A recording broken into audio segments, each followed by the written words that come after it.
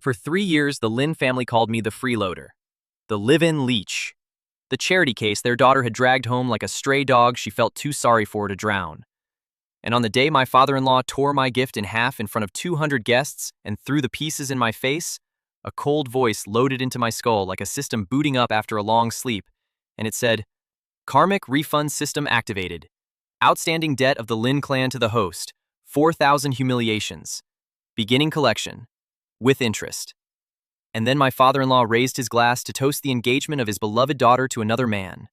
And over his head, burning red, hanging in the air where only I could see it, a number appeared. Let me set the scene properly, because you deserve to understand exactly how low I was standing when the voice arrived, so that you can appreciate exactly how high I intend to climb. The occasion was an engagement party held in the grand ballroom of the Lin family estate, and the daughter being engaged was my wife. You read that correctly. My wife, Chen Ruiling, the only human being in that entire poisonous household who had ever shown me a shred of kindness, was being publicly engaged to another man, a golden heir named Alistair Finch, because the Lin family had decided, in their infinite wisdom and bottomless greed, that a merger with the Finch fortune was worth more than the marriage certificate that legally bound Ruiling to me. They were going to marry her off out from under me, in front of the whole city, and they had invited me to watch, because watching me suffer was, to the Lin family, a form of entertainment they had never once grown tired of in 3 long years. I had brought a gift. That was the thing that started it. Some stubborn, foolish, hopeful part of me had brought a gift to my own wife's engagement to another man. A small, carved wooden box I had made with my own hands over many nights, because I could not afford the kind of gift the Lins respected, and I thought, idiot that I was, that something made with love might mean more than something bought with money. I walked up to the head table where Chairman Chen sat like an emperor, and I held out the box and I said quietly, Congratulations, Father. This is for Ruiling. And the ballroom went quiet, because everyone loved to watch the freeloader humiliate himself, and Chairman Chen took the box, and he looked at it, and he looked at me, and his lip curled with a contempt so pure it was almost a kind of art. Is this a joke? He said, loud enough for the whole room. You bring garbage to my daughter's engagement. You, who have sponged off this family for 3 years, who have never earned a single dollar, who my daughter married in a moment of weakness that has embarrassed us ever since, you bring a box of scrap wood to the wedding that is finally going to correct her mistake? And then, with a slow, deliberate cruelty designed to be seen by every guest, he took my carved box in his 2 hands, and he tore it in half. It should not have been possible. I had joined that wood carefully, but Chairman Chen was a strong man in his fury, and the seam split, and he wrenched it apart, and he threw the 2 broken pieces in my face. One of them caught my cheekbone and drew blood. The ballroom laughed. 200 of the most important people in the city laughed at the freeloader with wood splinters in his face and his own wife's engagement to another man about to be toasted 20 feet away, and I stood there, and I bled, and I did not say a word. And that was when the voice came. Cold, precise, utterly without emotion, loading into my mind like the boot sequence of a machine that had been waiting 3 years for exactly this moment. Karmic Refund System activated. The host has suffered 4,011 documented humiliations at the hands of the Lin clan and its affiliates over a period of 3 years, 2 months, and 11 days. All debts have been recorded. All debts will be collected. With interest. Beginning collection now. I want to tell you what that moment felt like, because it is the hinge on which my whole life turned. It felt like a man who has been drowning for 3 years, who has stopped struggling, who has accepted the water, suddenly feeling solid ground under his feet. It felt like the lights coming on in a room I had believed was infinite darkness. Because for 3 years, I had swallowed every insult, absorbed every cruelty, taken every humiliation without a word, and I had told myself it was patience, it was strategy, it was love for Ruiling. But somewhere in the deepest part of me, I had begun to fear that it was simply weakness, that I had become the thing they called me, a spineless leech who deserved his own degradation. And then a cold voice in my skull told me that none of it had been lost, that every single humiliation had been recorded, that it was all a debt, and debts get collected, and the interest had been compounding for 3 years, and the account had just come due. I lifted my eyes from the broken box on the floor, and I looked at Chairman Chen and above his head, burning red in the air where no one else could see it, a number was hanging. And the number said, 4,011. His personal debt to me. 4,011 humiliations, itemized, dated, with interest accruing. And beneath the number, smaller, a second line the system had added, and this line made the corner of my mouth twitch upward for the first time in longer than I could remember. Collection in progress. Debts remaining, 4,011. This counter will not stop until the account reaches 0. A counter. The system had given me a counter, and I understood, standing there with blood on my cheek, that I was going to watch that number fall, one humiliation at a time, one collection at a time, until the day the Lin clan owed me nothing because I had taken everything, and that I would know exactly how close I was to the end at every single moment, because it would be burning red in the air over their heads, ticking down, a doomsday clock that only I could read. Chairman Chen, oblivious, turned from my bleeding face as if I were furniture, and lifted his glass, and his voice boomed across the ballroom. Friends, family, tonight we celebrate the correction of an old mistake and the beginning of a great future. To the engagement of my beloved daughter Ruiling to Alistair Finch, a union of two great houses. And the ballroom erupted in applause, and glasses lifted, and somewhere in the crowd, I saw Alistair Finch smiling his golden smile, and I saw, at the head table, my wife. I need to tell you about Ruiling, because she is the reason I endured all of it, and she is the exception that this entire story turns on, the one green mark in a sea of red. She was not applauding. She was sitting very still, in a gown her mother had chosen, holding a glass she had not lifted, and her face was composed the way you compose your face when you are holding something together by force. And when the toast rang out, and the whole room drank to her engagement to a man she had not chosen, she did not drink. She looked instead across the ballroom, through the crowd, to me, to the freeloader with blood on his cheek and broken wood at his feet, and her eyes were full of something that the rest of that room had never once shown me, and it was not pity, though I had braced for pity. It was apology, and grief, and a helpless, trapped, furious love that she was not permitted to speak. And over her head, where every single other person in that ballroom burned red, there was no red number at all. There was a different number, in a color the system had not shown me anywhere else in the room, a soft, steady green, and it read, "Credit balance? Positive. This account is owed nothing and owes nothing. This person has only ever paid you in kindness. Recommend, protect." Recommend, protect. In. A ballroom full of 4,000 debt red, one green light. One person who had only ever paid me in kindness. And I made her a promise, silently, across that crowd, on the night my whole life began to turn. Everyone in this room who put a red number over their head is going to pay me back every cent, with interest. And when I am done, when the counter hits 0, when I have taken everything the Lin clan has and everything they are, the one thing I will build out of the rubble is a throne. And you, Ruiling, the only person who ever showed me kindness, are going to sit on it beside me. That is the collection I am really here for. All the rest is just interest. Let me tell you how a despised freeloader became the thing the Lin clan feared most in the world. Let me tell you how I collected 4,011 debts, one at a time, and watched the red counter fall. But first, let me tell you who I actually was, underneath the name they spat like a curse, because the Lin family had made one mistake 3 years ago that was so much larger than all their cruelties combined. And the mistake was this. They never once bothered to find out who they had let into their house. My name is Julian Thorne. Jules, to the 2 or 3 people in the world who ever said it with anything other than a sneer. And for 3 years, the Lin family believed they knew exactly what that name was worth, which was nothing.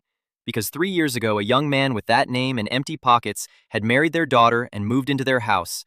And a man with empty pockets is, to a family like the Lins, a thing without a history, a blank, a nobody who began existing the moment he became inconvenient to them. They never asked where I came from. They never asked what I had been. They looked at my cheap clothes and my quiet manner and my refusal to fight back, and they filled in the blank themselves. And the story they wrote was the story of a freeloader, and they were so pleased with the story that it never once occurred to them to check whether it was true. It was not true. But to understand why, and to understand why I let them believe it for 3 years, and to understand what the Karmic Refund System actually was, you have to understand the promise I made to a dying man, and the reason I walked into that family in disguise, and the thing I had been waiting 3 years to be permitted to do. 3 years ago, I was not poor. I want to be careful how I say this, because the truth of who I am is going to unfold across this whole story the way it unfolded for the Lin family, piece by piece, each revelation more catastrophic for them than the last, and I do not want to spend it all at once. But I can tell you this much now, at the beginning. 3 years ago, the man who moved into the Lin family's house in cheap clothes with empty pockets was not a man who had failed to make money. He was a man who had walked away from more of it than the entire Lin clan had ever seen, on purpose, and had hidden it, on purpose, and had put on the costume of a freeloader, on purpose, for a reason that had everything to do with a promise and nothing to do with poverty. The empty pockets were a choice. The cheap clothes were a uniform. The quiet endurance was a discipline. I was not a leech who could not rise. I was a predator who had chosen for 3 years to lie perfectly still, and the Karmic Refund System was the thing that had been keeping score the whole time. Let me explain it as clearly as I understand it, because it is the engine of everything that follows. The system was not, as I first assumed in that ballroom, some random supernatural gift that had chosen me by chance. It was mine. It had always been mine. It was the ledger of a debt older than my marriage, activated by a threshold I had unknowingly been walking toward for 3 years, and what it did was simple and total and beautiful. It converted suffering into leverage. Every humiliation I had ever swallowed, every insult I had absorbed without answering, every cruelty the Lin clan and their friends had inflicted on the man they thought was nothing, the system had recorded, precisely, and assigned a value, and stored as a debt owed to me, accruing interest. And now that it was active, it would let me collect. Not metaphorically, actually. Each debt, when I chose to collect it, converted into a concrete refund, a resource, a piece of leverage, an opportunity, a secret, a weapon. Its size determined by the size of the original humiliation, multiplied by 3 years of compounding interest. The bigger the cruelty they had shown me, the bigger the weapon I now got to use against them. They had spent 3 years thinking every humiliation made me smaller. Every single one had been making me richer. They had been arming me with their own contempt, and they had never known it. And now the account was open, and I intended to spend every cent. And over each of their heads, the system showed me the balance. A red number, the total each person owed me, visible only to me, ticking and alive.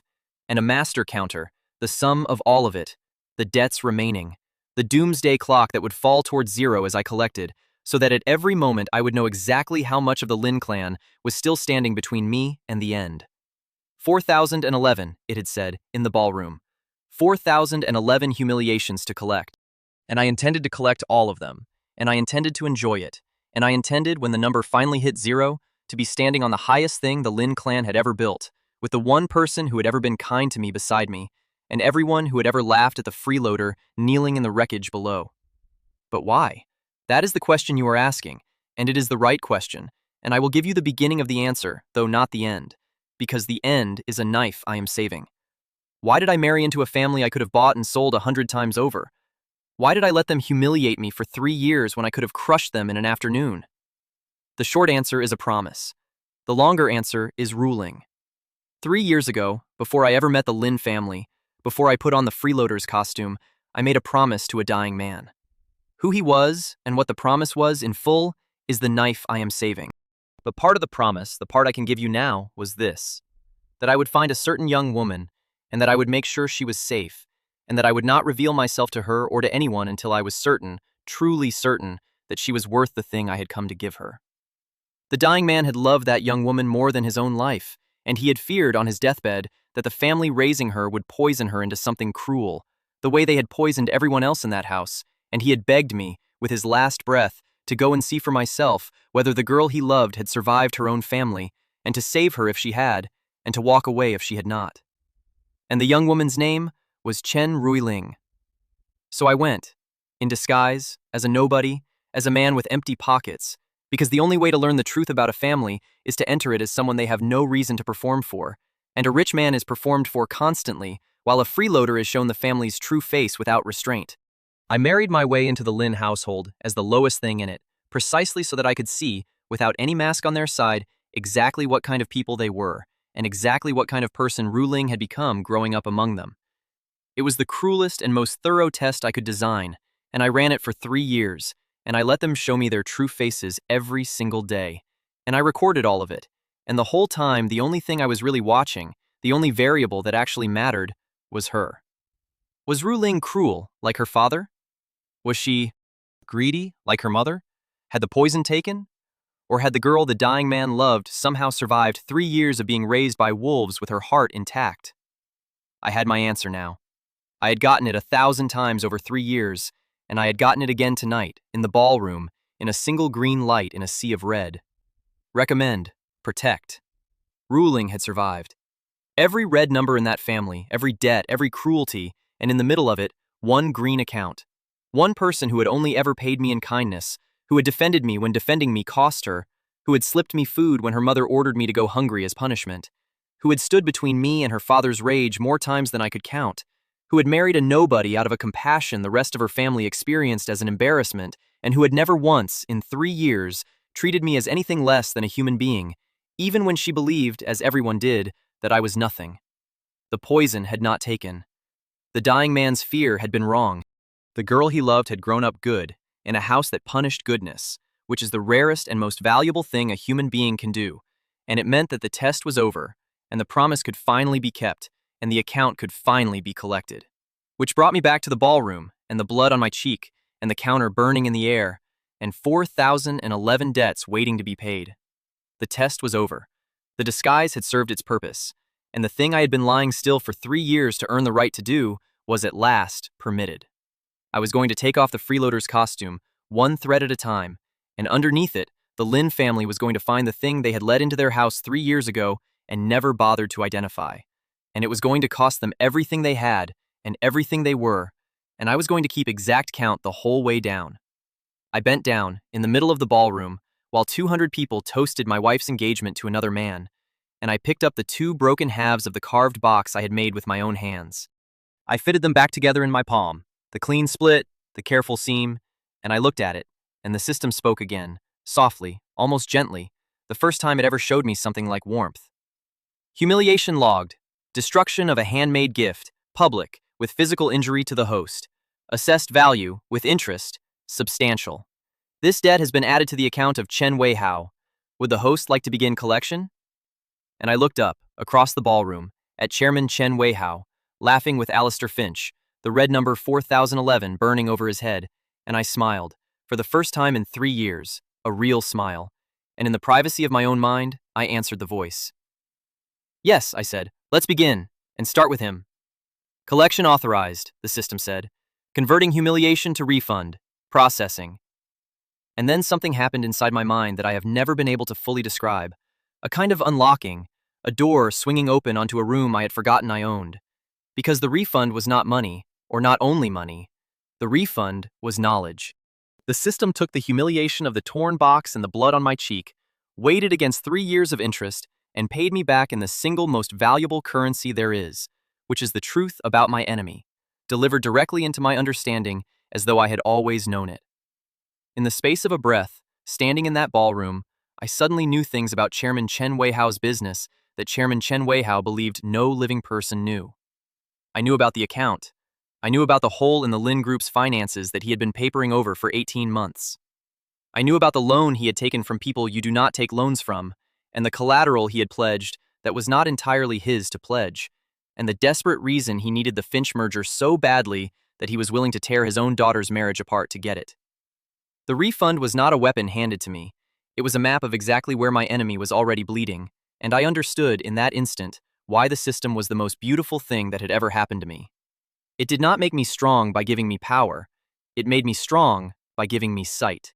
It let me see the debts the way I now saw the red numbers, hanging in the air, obvious, collectible. And the master counter, burning over the room, ticked. 4,011 became 4,010. 1 debt collected. 1 humiliation refunded. 4,010 to go. And I felt the number fall the way you feel the first turn of a great machine that has been rusted still for years. And I knew that it was never going to stop turning now. Not until it reached 0. Not until the account was closed. I did not act on the knowledge that night. That is the first thing you must understand about how I collect, because it is the opposite of how the Lin family would have done it, the opposite of how Alistair Finch would have done it, the opposite of how a man drunk on sudden power does it. A fool who suddenly learns his enemy's secret runs to shout it in the enemy's face, and in the shouting, he spends the secret for nothing, for the momentary pleasure of the enemy's shock, and gains only a warned and defended opponent. I am not a fool. I had waited 3 years in a freeloader's costume. I could wait a few more days to spend a secret correctly. So I took the knowledge, and I filed it, and I let the ballroom go on celebrating my wife's engagement to another man, and I picked the splinters out of my cheek, and I did only one small thing before I left that party. One quiet thing. The first move in a game that would end with the Lin clan in ruins. I walked, quietly, unremarkably, the way furniture walks, to the edge of the ballroom where the catering staff came and went, and I stepped into the service corridor, and I took out a phone. Not the cheap, cracked phone the Lin family had seen me carry for 3 years, the one that matched my costume. A different phone, thin and black and unmarked, that I had kept hidden for 3 years and never once used, that connected to exactly one place in the world. And I made a single call, and when it was answered, I said only 7 words, the first 7 words of my real voice that I had spoken aloud in 3 years. It's time. Wake everything up. Quietly. On the other end of that line, in an office on the top floor of a building whose name you would know, a woman who had been waiting 3 years for that call went very still, and then she said, "Yes, sir." And then, unable to help herself, in a voice thick with something that was almost tears, "Welcome back, sir. We have missed you, all of us." And I hung up, and I put the black phone away, and I walked back out into the ballroom as the freeloader, invisible, unremarkable, and no one, not Chairman Chen, not Alistair Finch, not a single one of the 200 guests, noticed that in the 90 seconds the leech had stepped into the service corridor, the balance of power in that entire city had quietly, irrevocably begun to shift. Let me tell you about the other players, because a collection is only satisfying if you understand exactly who is being collected from, and the Lin family had more than one account with me. There was Madame Chen, Eleanor Chen, my mother-in-law, a woman who had elevated snobbery to the level of a martial art. If Chairman Chen's cruelty was loud, a fist, a torn box, a shout across a ballroom, Eleanor's was quiet and surgical, 1,000 tiny cuts delivered with a smile. She was the one who had ordered the staff not to set a place for me at family dinners, so that for 3 years I had eaten standing in the kitchen like a servant, when I was permitted to eat at all. She was the one who introduced me to her friends when she could not avoid introducing me at all as the charity case, and laughed her tinkling laugh and watched to see if I would flinch. Over her head that night burned the number 1,847, and every single one of those debts was a small, precise cruelty, a smile with a knife in it, and the system had recorded every one, and I intended to refund them all, with interest, and I already knew, from the sight the system had given me, exactly which of Eleanor Chen's precious social secrets would hurt the most when it stopped being a secret. There was Chen Mei, my wife's elder sister, the favored daughter, the golden child, as cruel as her father and as vain as her mother, and possessing none of the redeeming qualities of either, which is to say she was cruel and vain without even the excuse of competence. Mei had made a sport of me for 3 years. She was the one who had, on more than one occasion, invited her friends over specifically to watch the freeloader be humiliated, as an entertainment, the way you might hire a clown.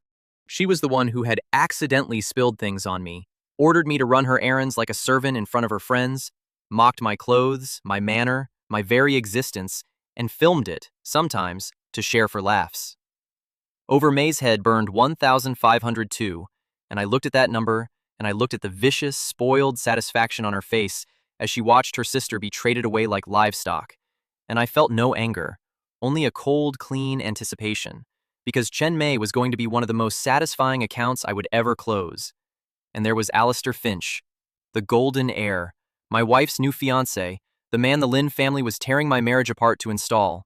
And I want to be fair to Alistair, so I will tell you that of everyone in that ballroom, he was the one who had personally wronged me the least, because he had only entered the picture recently, and so his red number was smaller, only 340. But 340 was still a debt, and there was something about Alistair Finch that told me his account was going to grow. Because Alistair Finch was a man who had never once in his gilded life been told no, and men like that, when they finally are told no, tend to react in ways that add very quickly to their debt.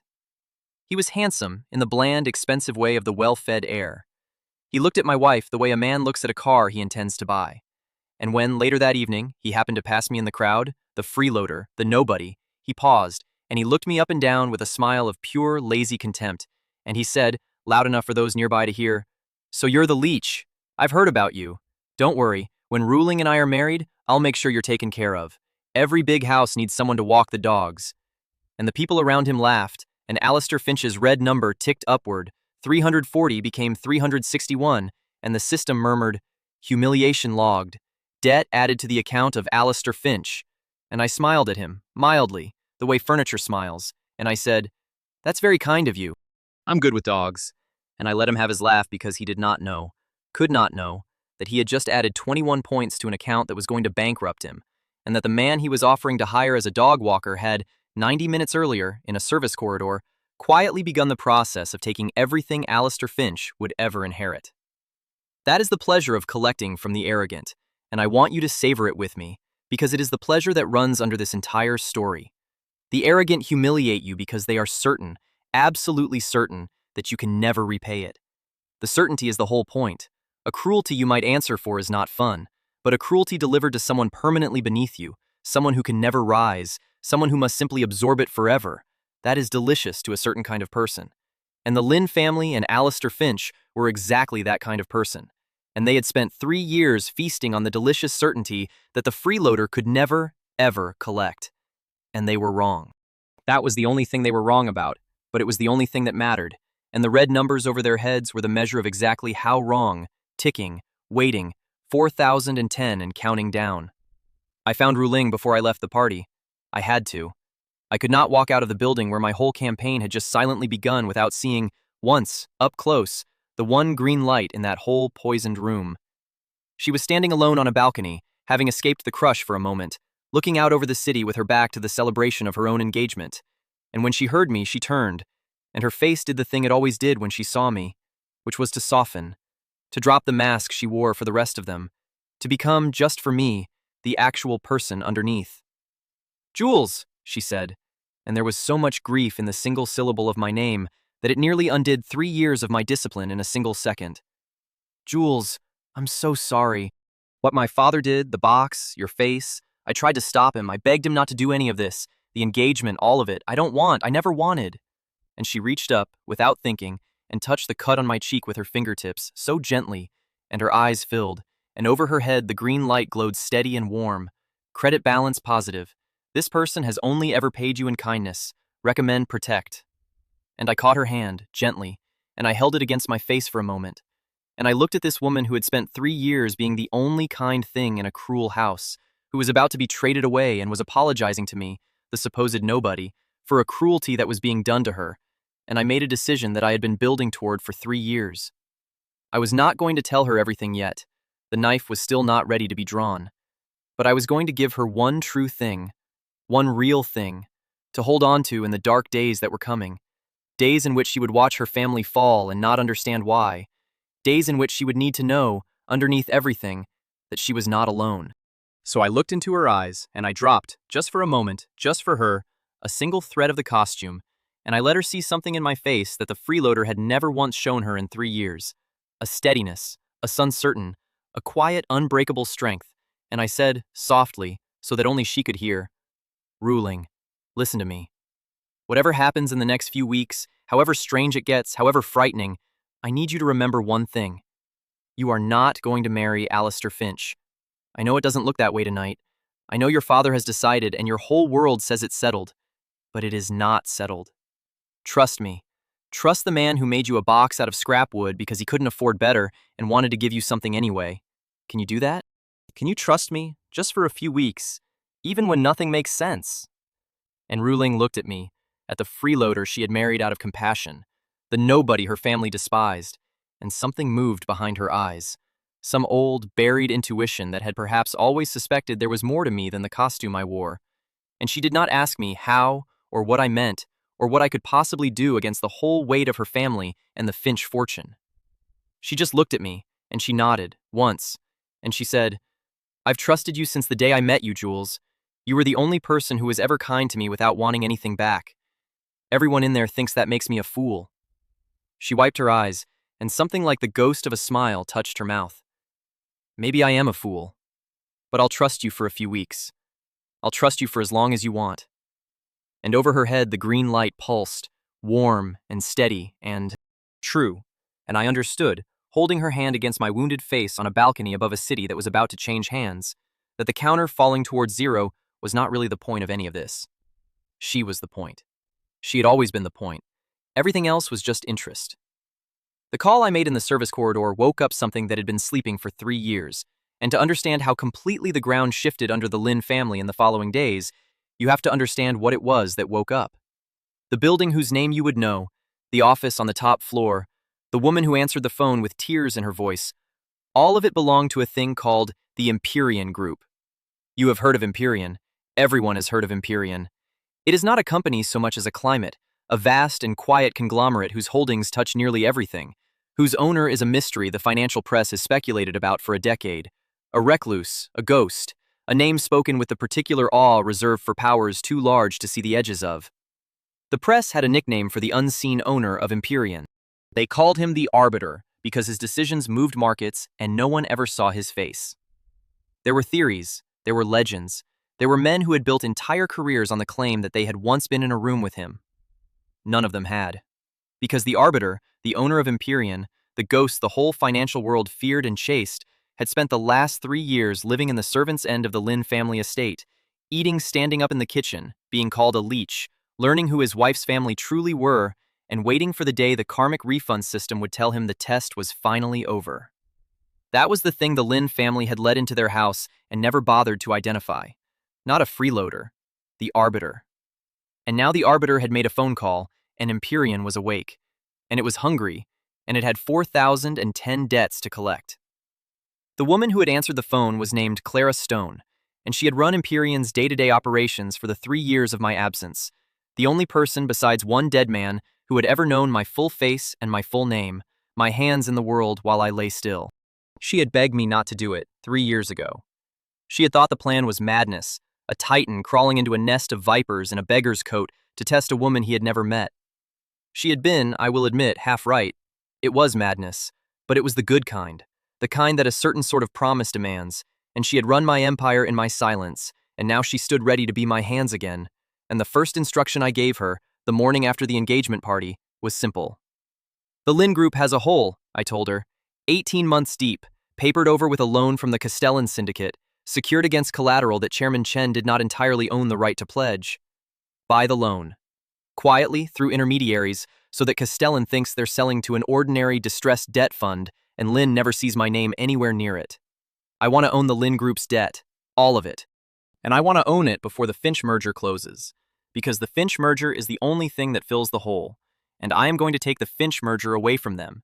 And when I do, the hole is going to open up under Chairman Chen's feet, and the man holding his debt is going to be the freeloader he threw a broken box at. Can you do it in a week? There was a pause, and then Clara Stone, who had run a global conglomerate for 3 years and had forgotten, almost, the specific pleasure of being pointed at a target by the man who built it, said, with something like joy, "Sir, I can do it in 3 days." And she did it in 2. But before the financial machinery could grind the Lin Group to powder, there was the matter of the Finch merger, and that was a collection I wanted to perform more personally, because Alistair Finch had offered to hire me to walk his dogs, and a debt like that deserves a personal touch. Here is what I knew, from the sight the system had given me, about why the Lin family needed the Finch merger so desperately, and about the specific rot inside it that I intended to expose. The merger was not, whatever Chairman Chen told the ballroom, a union of 2 great houses. It was a rescue.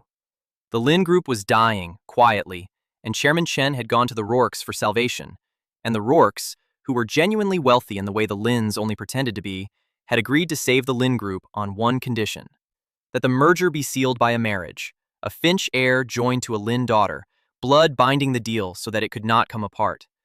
And Chairman Chen had 2 daughters, and one of them, May, the favored one, the golden child, was already promised elsewhere in a match her father valued too highly to sacrifice, which left Ruiling, the unfavored daughter, the one who had embarrassed the family by marrying a nobody.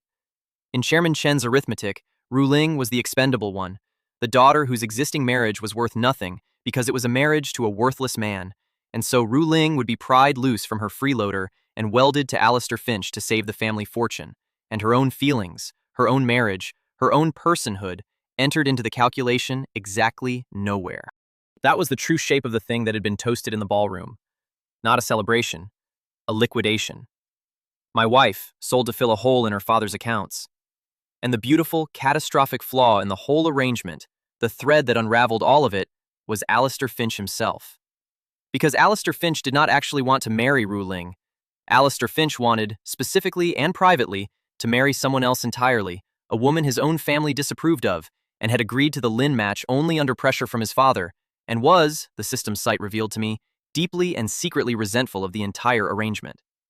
Alistair Finch was, in other words, a man looking for a reason to walk away from a marriage he had never wanted, held in place only by the fear of his father's displeasure. And a man looking for a reason is the easiest man in the world to collect from, because you do not have to defeat him. You only have to hand him the excuse he is already praying for. So I arranged to run into Alistair Finch. Not as the freeloader, that is the part I savored. I let him keep believing, for now, that I was nobody, but I met him on ground of my choosing, at a private club he frequented. A club whose ownership had, through 6 untraceable layers, belonged to Empyrean for years, which meant that when the leech walked in past a doorman who should have thrown him out, and was instead shown to the best table without a word, Alistair Finch's certainty about the order of the world received its first small crack. He came over, because arrogant men cannot resist a mystery that seems beneath them, and he sat down uninvited, and he said, "The dog walker. In my club. How did a leech like you even get through the door?" And I looked at him, and I decided to spend a little of the truth, carefully, the way you spend anything precious. "Alistair," I said, and I did not call him Mr. Finch, and I watched the familiarity land like a slap. "I'm going to do you a favor, because unlike the rest of your future in-laws, you've only insulted me twice, and I'm a man who keeps careful accounts. You don't want to marry Ruiling. I know you don't. You want to marry the woman your father forbade, the one you've been quietly seeing for 2 years. Don't bother denying it. I know things I shouldn't, it's a habit of mine. Your father is forcing this Lin marriage on you to bail out a business alliance, and you're going along with it because you're afraid of him. And every day you get closer to a wedding, you'll hate for the rest of your life." I leaned back. "So here's my favor. The Lin Group is not the safe harbor your father thinks it is. It's a sinking ship, and the merger isn't a union, it's a bucket, and your family is about to bail water into a hull that's already cracked. Within 2 weeks, that's going to become public knowledge, and when it does, your father is going to be very glad indeed that the wedding hadn't happened yet, and he is going to remember whoever warned him. Be the one who warned him, Alistair. Walk into your father's study tomorrow and tell him you've heard the Lin Group is insolvent and the merger is a trap, and let the deal die on your family's side, for financial reasons, nothing to do with the girl. Your father gets to feel shrewd, you get to escape a marriage you never wanted, and Ruiling gets to not be sold. Everybody wins, except the Lin family. But then, the Lin family isn't your problem, is it?" Alistair Finch stared at me, and I watched the arithmetic move behind his handsome, bland face, the fear of his father warring with the desperate desire to escape. And I watched the desire win, because it was always going to win, because I had handed him the exact excuse he had been praying for. "Why," he said slowly, "would a dog walker know any of this? Who are you?" And I smiled, and I stood up, and I dropped, just for him, just for a second, the second thread of the costume. "I'm the man who's going to own this city by the end of the month," I said pleasantly, "and I just did you the only favor you'll ever get from me. Spend it well." And I left him there, in a club he thought was his and was secretly mine, and 2 days later, Alistair Finch walked into his father's study and repeated my warning as his own shrewd discovery. And the Finch family, being genuinely wealthy and genuinely careful, made 2 phone calls, confirmed that the Lin Group was indeed drowning, and killed the merger on their side, cleanly, for sound financial reasons, nothing to do with the girl. And the counter over the city ticked down in a great satisfying cascade, because killing that merger collected dozens of debts at once. Every humiliation that had been building toward Ruiling's sale refunded in a single stroke. 3,847 becoming 3,610, becoming 3,588. The red number falling, and somewhere in the Lin family estate, Chairman Chen received a phone call that turned his face gray, and did not understand, could not understand, that the freeloader he had thrown a box at 4 days earlier had just reached into the one deal that could save him and torn it in half. Exactly the way Chairman Chen had torn the box. Exactly. With interest. Let me tell you what it looked like from inside the Lin family estate, as the walls began, invisibly, to come down. Because a collection is sweetest when you can see the debtor's face as the payment is extracted. And for the first time in 3 years, I was the one watching, and they were the ones who did not understand what was happening to them. Before I tell you how the family reacted to the death of the merger, I want to take you through the smaller accounts I closed in those first days, because the great collections, the seizure of a company, the ruin of a patriarch, those are the ones the story remembers. But the small ones, the daily ones, the petty cruelties refunded one at a time, those were the ones I savored most, and they are the ones that show you exactly how the counter falls. Understand how I collect, because it is a discipline, not a rampage. The system did not hand me a hammer and point me at a wall. It handed me a ledger, and a ledger is a precise instrument, and I collected the way an accountant collects, methodically, correctly. Each debt matched to a refund of exactly the right size and shape. A man who humiliated me publicly got a public refund. A man who cheated me quietly got a quiet ruin.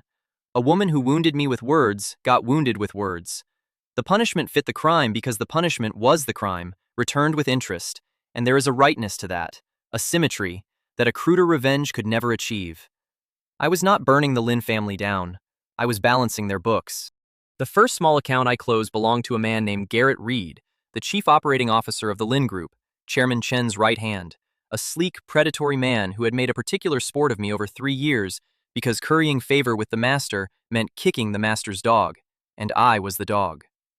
Reed had done 100 small cruelties, but the one the system valued highest, the one with the most interest attached, was the day 18 months earlier when he had, in front of the entire executive floor, forced me to get down on my hands and knees to pick up papers he had deliberately scattered, and had stood over me while I did it, and had said, loud enough for the whole floor to hear, "That's the only thing you're good for, isn't it? Down where you belong." The floor had laughed. Ruiling, who happened to be visiting her father that day, had seen it, and had gone white, and had tried to stop it, and had been unable to. And I had knelt and picked up the papers because that was the discipline, and Garrett Reed had enjoyed it more than almost anyone ever enjoyed anything they did to me. His red number, when the system showed it to me, was 611, and a great deal of it was that single morning. I collected from Garrett Reed by making him kneel. Not metaphorically. The refund the system gave me for that humiliation was leverage, specific and total. Reed, it turned out, had been skimming from the Lin Group for years, small amounts, carefully hidden, the private embezzlement of a man who believed himself too clever and his master too distracted to catch him. The system's site handed it to me complete, and I did not even have to expose it publicly. I simply arranged for Garrett Reed to receive, anonymously, a single page, a summary of his own theft, with a phone number, and when he called the number in a cold sweat, it was answered by a representative of a distressed debt fund that had, that very week, acquired certain interests in the Lin Group, and the representative explained to Mr. Reed, pleasantly, that his choices were two: resign immediately, quietly, and disappear, forfeiting everything he had stolen and everything he was owed, or be exposed and prosecuted. And Garrett Reed, the sleek predator who had made me kneel, got down, figuratively, on his own hands and knees and begged for the first option, and took it, and vanished from the Lin Group and from the industry, and the last thing my representative said to him, on my instruction, word for word, was, "That's the only thing you're good for, isn't it? Down where you belong." He did not understand the reference, but I did, and the counter fell, 611 debts closing in a single quiet stroke, and somewhere, Garrett Reed spent the rest of his life not knowing that the dog he had made kneel had been the one holding his leash all along. The second small account belonged to a cluster of the family's social friends, the drawing room crowd, the ones who had taken their cue from Eleanor and made a hobby of the freeloader, and I collected from them as a set because they had wounded me as a set, always in groups, always laughing, the specific cruelty of the pack. There was one afternoon that the system had flagged with unusual value, a garden party a year earlier, at which this crowd had played a game they had invented specifically for their own amusement, in which they took turns inventing humiliating tasks for the freeloader, and I was made to perform them for their entertainment. Fetch this, carry that, bark like the dog, they called me, and I had done it, all of it, with a blank face, because Ruiling had been there, and refusing would have made it worse for her, and these people had laughed until they cried at the sight of a grown man, degrading himself for their afternoon's amusement. Their combined red numbers were substantial, and I collected from every one of them over the following 2 weeks, by the simple expedient of ruin distributed with perfect fairness. Each of them had a weakness, a debt, a secret, a vanity, and the system's site showed me all of them, and I did not expose them dramatically. I simply, quietly, removed from each of them the one thing they most depended on: the business deal, the social standing, the carefully hidden affair, one after another, so that over the course of a fortnight, the entire drawing room crowd that had made a dog of me discovered, each in their own private catastrophe, that their comfortable world was coming apart, and not one of them ever connected their separate ruins to a garden party or a freeloader, because it never occurred to any of them that the dog had been keeping score. The counter fell in a long, steady cascade, and I felt each of those collections as a small, clean click, and I thought, every time, of an afternoon I had spent barking for their amusement, and I did not feel cruel, I felt precise. I want to pause here and tell you about a thing that happened in the middle of those first collections. because it is the thing that separated my collection from mere revenge, and it involved ruling, and a scheme I had to stop before it started. In those early days, before the family understood the scale of what was happening to them, Eleanor and May cooked up a petty little plan of their own, unrelated to the larger disaster. A plan simply to humiliate Ruiling, because Ruling's quiet dignity in the face of her forced engagement had begun to irritate them, and cruel people cannot abide dignity in their victims. The plan was small and vicious, to publicly embarrass Ruiling at a family dinner in front of Alistair Finch, to make her seem foolish and unwanted, to remind her of her place. I learned of it through the system's site, and I want you to understand that stopping it was not a collection. It earned me nothing. It closed no debt. It was pure protection of the green light, and I did it anyway, gladly, because that was always the actual point. I arranged, quietly, for the elements of their little scheme to fail, one by one, so that when Eleanor and May tried to spring their humiliation on Ruiling at that dinner, every piece of it went wrong. The staged mishap that did not happen, the arranged embarrassment that misfired, until it was Eleanor and May themselves who looked foolish and flustered, while Ruiling sat serene and untouched, and neither of them understood why their careful cruelty had turned to smoke in their hands. Ruiling understood, though. Or rather, she did not understand the mechanism, but she felt the shield, felt that something had stood between her and a cruelty she had braced for, and she looked across that dinner table at the freeloader in the corner, and something in her eyes asked a question she did not yet have words for, and I looked back, blank, furniture, and gave her nothing, because it was not yet time. But that was the night, I think, that some part of Ruiling first began to suspect that her worthless husband was not what he seemed. Because a woman who has been unprotected her whole life notices, sharply, the first time an invisible hand keeps the knife from landing. By the end of those first 2 weeks, the counter had fallen from 4,011 to just under 3,000, and I had barely begun. The great accounts, the family itself, were still ahead. But I had established the rhythm, the discipline, the method, and I had proven to myself the thing I most needed to prove, which was that 3 years of swallowed humiliation had not made me weak, had not made me the dog they called me, had instead been quietly loading a weapon whose trigger I now held, and that every cruelty they had ever shown me, every single one, had been a deposit into an account that was finally, gloriously, paying out. And the family still did not know. That was the sweetest part of those early days, the part I want you to taste before we go on. They were being systematically dismantled, their money, their allies, their schemes, all coming apart in their hands, and they did not know why. And they did not suspect the freeloader, because to suspect the freeloader, they would have had to imagine he was something more than nothing. And their certainty of my nothingness was the exact blindness that let me take everything. Which brings us, at last, back to the estate, and to the family's reaction as the walls came down. Because a collection is sweetest when you can watch the debtor's face, and I was about to have a great deal to watch. Inside the Lynn estate, the days after the merger died were a study in a family that has always blamed everyone but itself, discovering that the universe has stopped cooperating and being utterly unable to imagine why. Chairman Chen raged. He shouted at his assistants, at his board, at the Finch family's lawyers who politely and immovably informed him that after careful review, his esteemed partners had regretfully decided the timing was not right. He did not, of course, suspect the freeloader. Why would he? To suspect me, he would have had to imagine that I was something other than what he had decided I was 3 years ago, and a man like Chairman Chen does not revise his estimates of people. He decided long ago that I was nothing, and nothing I did could change that, which was, I want you to appreciate, the exact quality that made him so easy to rob. He looked everywhere for the enemy tearing down his walls, and he never once looked at the man eating standing up in his kitchen, because that man was furniture, and furniture cannot be an enemy. He blamed rivals, he blamed the market, he blamed, in his lowest moments, bad luck, and Eleanor lit incense and consulted a fortune teller about whether the family had offended some spirit, and I want you to sit with the exquisite irony of that, because she was more right than she knew. The family had indeed offended something. It was sitting in the kitchen, and it kept a very precise ledger. They did not stop humiliating me either, which delighted me, because every fresh cruelty in the middle of their collapse was simply more interest, more fuel, the counter refusing to bottom out because they kept topping it up. When Chairman Chen was in a rage about the merger, he found it soothing to have someone to kick, and the freeloader was always there to be kicked. And so in those days, my personal collection of debts against him actually grew even as the deeper machinery ground his fortune to dust. And I let it, I welcomed it. I stood and absorbed his shouting with a bowed head and a blank face, while the system murmured its quiet tally in my mind, debt added, and the red number over his head flickered upward even as the deep counter of everything he owed fell. And both things were true at once, and both things were delicious. But it was Chen Mei who gave me the first truly personal collection, and she did it, as she did everything, out of pure, gratuitous cruelty, at a moment when she thought she was at her safest, and I was at my lowest. There was a charity gala, one of those events the important families attend to be seen being generous, and the Lin family went, because appearances had to be maintained even as the foundations cracked, and I was made to attend, as always, as the servant, the coat carrier, the walking evidence of the family's charitable tolerance of its embarrassing son-in-law.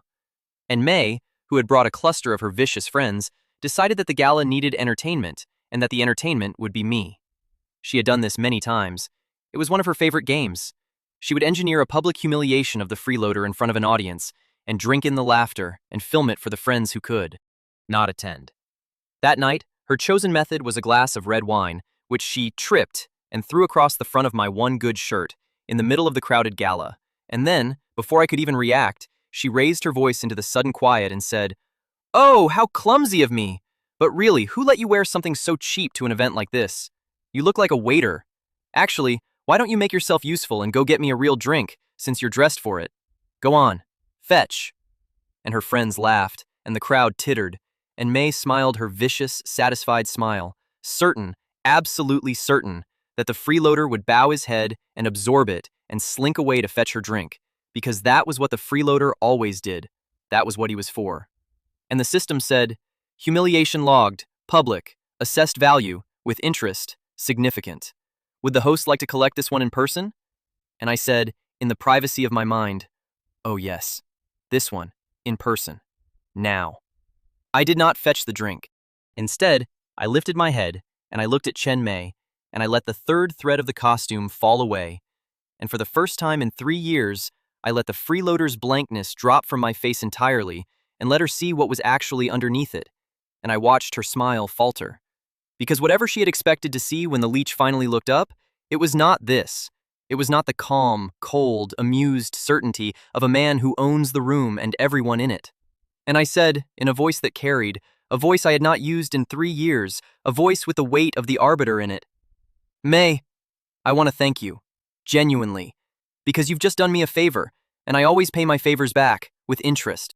You see, for 3 years I've been keeping track of everything this family has done to me, and I've been waiting for exactly the right moment to settle up, and you just handed it to me, in public, in front of everyone whose opinion you care about, which is the only place a debt like yours can properly be paid." I reached into my jacket, unhurried, and I took out my phone, the black one, the real one, and I made sure she saw that it was not the cracked, cheap phone she had mocked for 3 years, and I watched the first cold finger of real fear touch her face.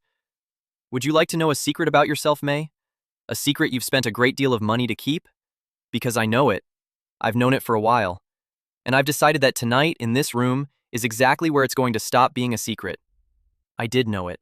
The system's site had given it to me, along with everything else days ago.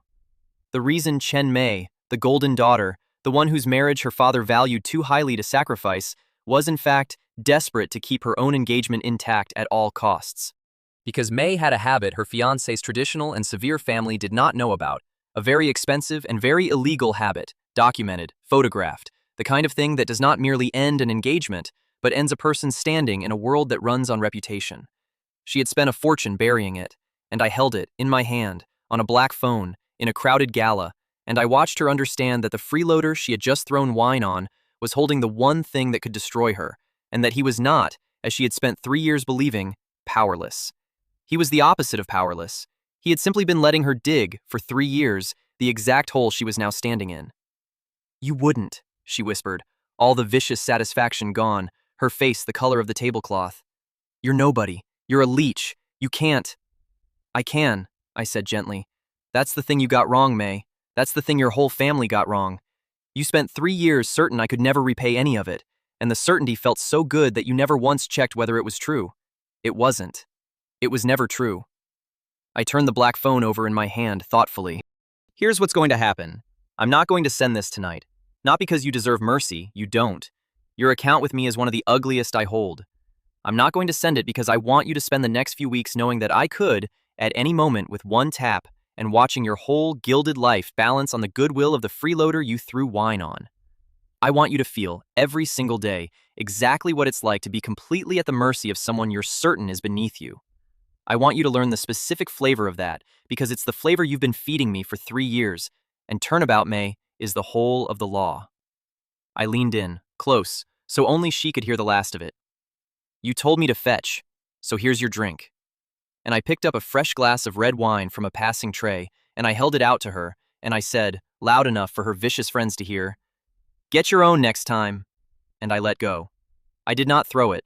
I want to be clear. I am not a man who throws wine on women, whatever the provocation.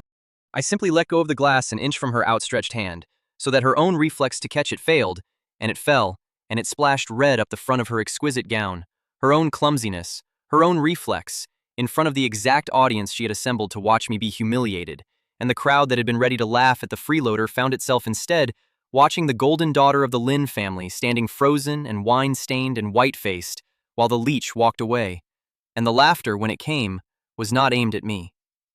It is a strange and specific music, the sound of a cruel person's audience turning against them, and Chen Mei heard it that night for the first time in her life, and over her head the red number fell in a long, satisfying cascade, 1,502 becoming 1,290, becoming 1,144, and the master counter fell with it, and the system murmured, "Debts collected. This account acknowledges the host's mercy in deferring the final payment. Interest continues to accrue." And I walked out of that gala with red wine drying on my one good shirt and a smile I no longer bothered to hide, because the shirt did not matter. The shirt had never mattered, and by the end of the month I would own the building the gala was held in, and everyone in it, and the only thing that had ever mattered was the counter falling towards zero and the one green light waiting for me on the far side of it. May went home that night and did the thing that frightened, cornered people do, which is that she went looking for someone to blame and someone to warn, and she went to her father, wine-stained and shaking, and she said, "Something is wrong with him, with Jules. He's not what we think he is. He knew something about me, something private, something he couldn't possibly know. And he wasn't afraid of me, father. He wasn't afraid of any of us. He looked at me like—" And she could not finish, because she did not have the words for how I had looked at her, the words for a titan finally looking at an insect it had allowed to bite it. And Chairman Chen, drowning in his own collapse, distracted, contemptuous, made the last great mistake of a lifetime of mistakes. He waved his daughter's warning away. "He's a leech," he said. "He got lucky. He overheard some gossip. Don't be hysterical. He's nothing. He's always been nothing." And he went back to raging at the merger and the market and his bad luck, and he did not listen, and the counter over his head kept falling. And I want you to remember this moment, because it was the last moment when the Lin family could have saved themselves by simply asking the question they had refused to ask for 3 years, which was, who is he actually? They had one warning. May gave it to them, wine-stained and terrified, and for once in her life, correct. And they threw it away, the way they threw away everything, the way Chairman Chen threw away the box. And so I kept collecting. Let me tell you about the counter itself, because it was the strange, dark companion of those weeks, and because it changed the way I understood my own life. You would think that a number burning in the air over your enemies, ticking down towards zero, would be a simple thing, a scoreboard, a satisfaction. And it was that. But it was also something stranger, because the counter did not only measure how many debts remained, it measured, I slowly realized, how much of my old life remained, the life of endurance, the life of the swallowed word and the bowed head and the blank face. Every debt I collected was a humiliation I no longer had to carry, a weight set down, and as the number fell, I could feel myself, quite literally, getting lighter, standing straighter, becoming, day by day, less the freeloader and more the man underneath. The counter was not just their debt to me, it was my sentence, counting down. 4,011 days of a prison I had built for myself, and each collection struck one off, and I could feel the door of that prison swinging slowly open as the number fell. I became, I will admit, a little obsessed with watching it. In quiet moments, I would find the nearest member of the family, or simply think of them, and check the number over their head, and watch it, and feel the specific private pleasure of a man counting down to his own freedom. It is a dangerous thing, an obsession like that, and I want to be honest that there were days it frightened me, days I wondered whether the collection was healing me or hollowing me out, whether a man who spends every waking hour watching a number fall over the heads of people he intends to ruin is becoming free, or becoming something colder than free. It was Ruiling who kept me from the cold, though she did not know she was doing it, because every time the collection threatened to become the whole of me, I would see her, the one green light, the credit balance, the reminder that the counter was not the point, that the falling red number was only the machinery around the single steady green one, and that the green one was where I was supposed to be looking. A man who watches only the red becomes a monster. A man who remembers the green stays a man. I remembered the green. Barely, some days, but I remembered it. And I kept collecting, and I want to give you a few of them quickly, the way they happened, a rhythm of small closings. Because this is the part of the story where the counter really fell, where the momentum became a kind of music. There was a cousin of the family, a young man named Kyle, who had spent 3 years treating me as his personal servant and entertainment, and whose favorite cruelty had been financial, forcing me to pay for things I could not afford, meals and outings and gifts, knowing I had nothing, knowing that a freeloader with empty pockets forced to pick up a check is a specific and delicious humiliation, and laughing when I had to quietly return things, refuse things, be shamed by my own poverty in front of others.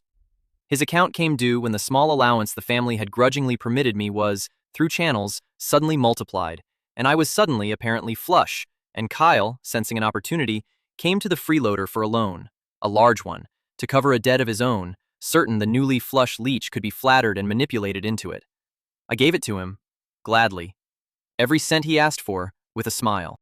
And then I called it in, at the worst possible moment, through the least forgiving channel, and watched Kyle discover that the freeloader he had shamed for 3 years over money now held a debt that could ruin him, and I collected it in full, with interest, and the number fell, and Kyle learned the specific terror of owing money to someone he had spent 3 years humiliating over money, which is a lesson I recommend to anyone who enjoys shaming the poor. There was a business associate of Chairman Chen's, a man who had, at a dinner 2 years earlier, spat in my food, actually spat in it, in front of the table, as a joke, and made me eat it anyway or leave hungry. And I had eaten it, because Ruiling was there and leaving would have shamed her, and the table had laughed, and the system had recorded that one with a red flag of unusual size, because there are humiliations, and then there are the ones that live in your body for years, and that was one of the ones that lived in mine. I collected from him, not with money, but with the truth about a contaminated product his company had knowingly shipped, a truth the system's site handed me complete, and I did not even have to lie or exaggerate. I simply stopped protecting his secret the way he had stopped protecting my dignity, and his company, and his reputation, and his freedom, all came apart on the strength of a truth he had spat on people to keep buried. The number fell. I did not eat spit again, but I confess I thought about it, the day his indictment ran in the papers, and I did not feel cruel. I felt clean. There was a woman, a friend of May's, who had, at a party, poured a drink over my head, the full glass, ice and all, down my collar, and stood laughing while I dripped, and then handed me her empty glass and told me to fetch her another. And I had, because that was the discipline, dripping, and fetched her drink, and the whole party had filmed it, and it had been, for a season, a thing people in that circle laughed about, the video of the freeloader fetching a drink while soaked in the last one.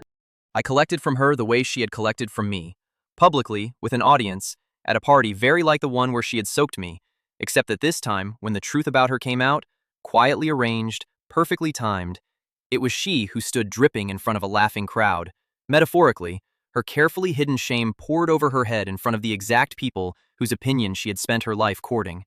And the crowd that had laughed at the freeloader laughed at her instead. And the number fell. And I thought, that is the thing about pouring drinks on people. You had better be very sure they can never pour one back. 2,000, the counter read, after that stretch. Then 1,800. Then 15. And I want you to understand what it felt like, that falling number, because it is the feeling this whole story is really about. The specific glory of a debt long thought uncollectible finally, at last, being paid. For 3 years, I had made deposits into an account I believed I would never be allowed to touch. I had put in my dignity, my pride, my knees on a floor picking up scattered papers, my dinner with spit in it, my collar full of ice, my 3 hours on a cold curb, my torn box, my bleeding cheek, deposit after deposit after deposit, in a currency of pure humiliation, into an account I thought was a black hole, a place where the good things about me went to die. And then the account opened, and it turned out that nothing had died, that every deposit had been earning interest the whole time, that the account was not a black hole but a fortune, the largest fortune I had ever built, larger even than Empyrean, Because Empyrean was only money, and this was justice, and it was all mine, and it was finally, gloriously, paying out. That is what the counter was. It was the statement of the richest account I ever held, and watching it fall towards zero was watching myself withdraw, at long last, everything the world had spent 3 years telling me I had lost. But a man cannot live inside a falling number forever, and the great account still remained, and Chairman Chen, sensing the walls closing though he could not see the hand, was about to make his one real attempt to fight back, and I want to tell you about that. Because a collection is only truly satisfying when the debtor struggles. There was a night, around this time, when Chairman Chen tried to fight back, and I want to tell you about it, because a collection is only truly satisfying when the debtor struggles, and Chairman Chen, whatever else he was not a man who went down without swinging.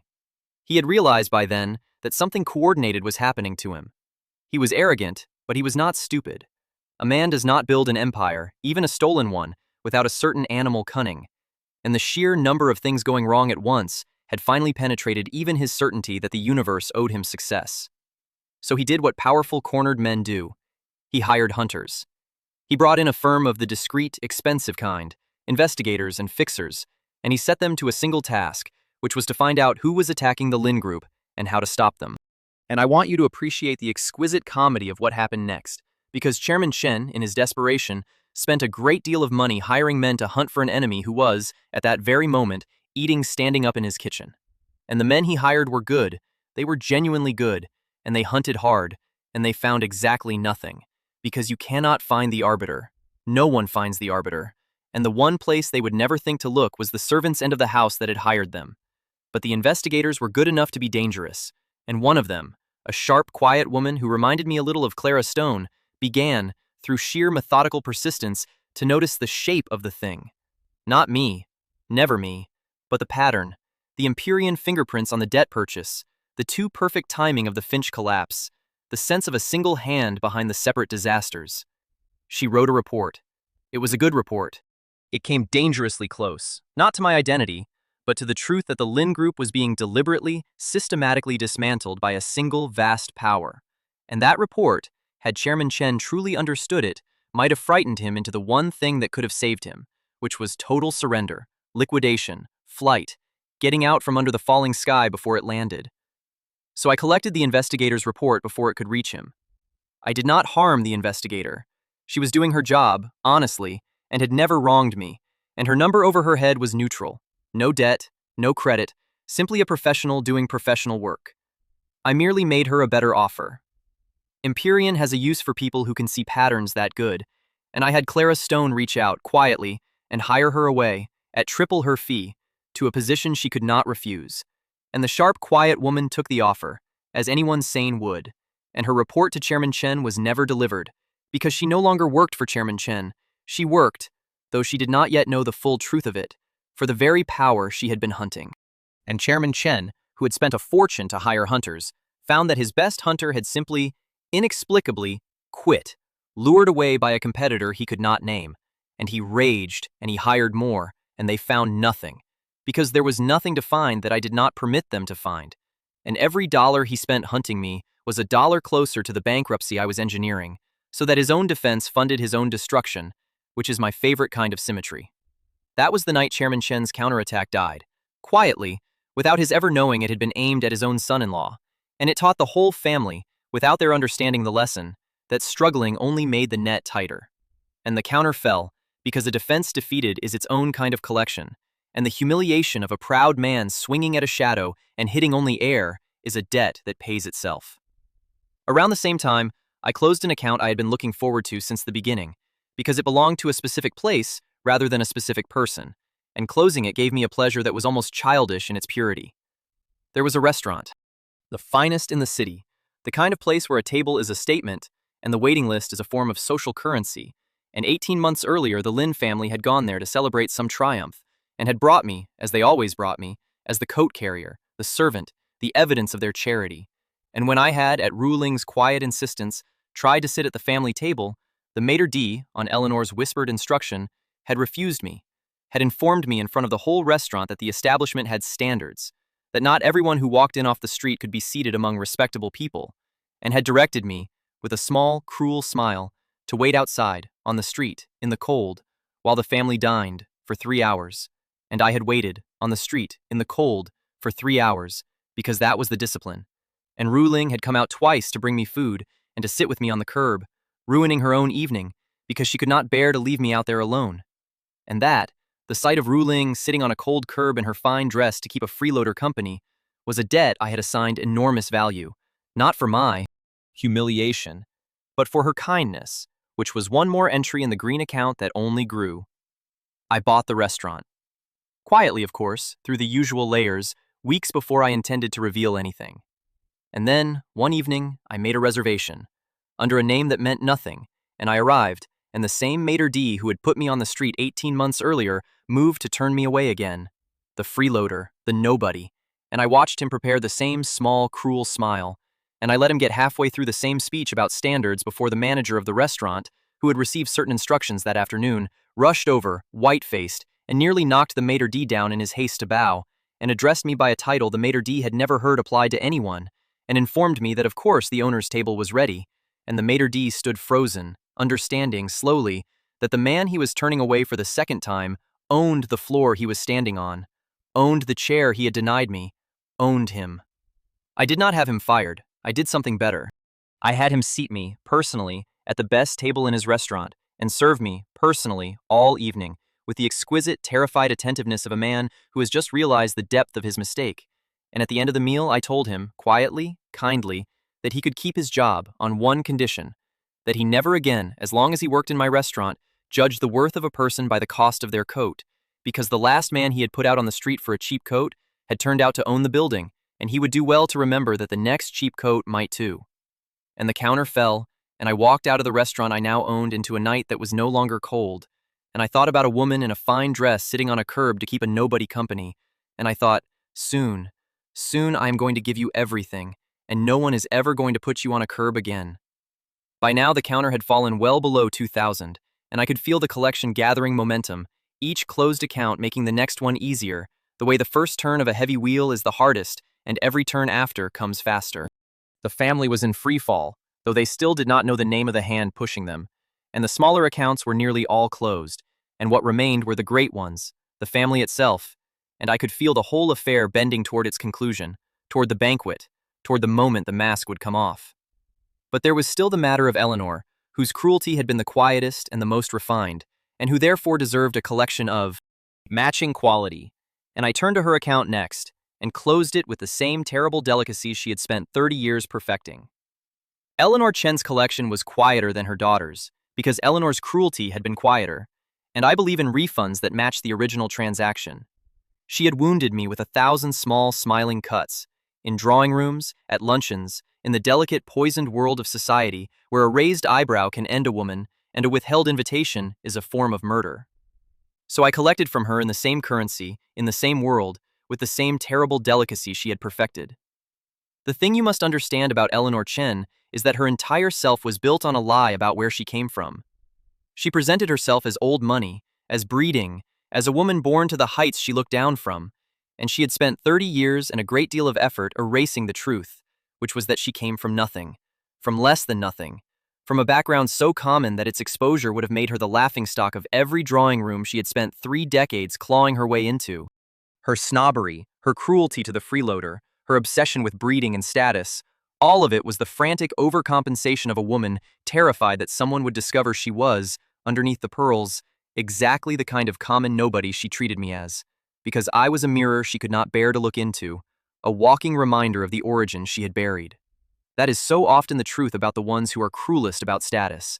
They are not defending a height they were born to, they are hiding a depth they came from. I did not expose her crudely. That would have been beneath the artistry of the thing. Instead, over the course of 2 weeks, I let the truth of Eleanor Chen's origins surface in exactly the right drawing rooms, through exactly the right channels, unattributed, undeniable, the way she had let her own poisons surface for 30 years. I did not have to fabricate a single thing. The truth was quite sufficient. I merely stopped it from staying buried. And I watched, through the eyes of a society I secretly owned, as Eleanor Chen's carefully constructed world began, invitation by withheld invitation, eyebrow by raised eyebrow, to do to her exactly what she had done to so many others. The luncheons she was suddenly not invited to. The friends who were suddenly, regretfully, busy. The whispers that stopped when she entered a room and started again the moment she left it. She had built a life out of the machinery of social cruelty, and I simply turned that machinery around to point at her and let it run. And it destroyed her with her own methods, her own weapons, her own poison, which is the most fitting refund I know how to give. Over her head the number fell, 1,847 becoming 1,610, becoming 1,455. Each withheld invitation a debt collected, each whisper a payment extracted.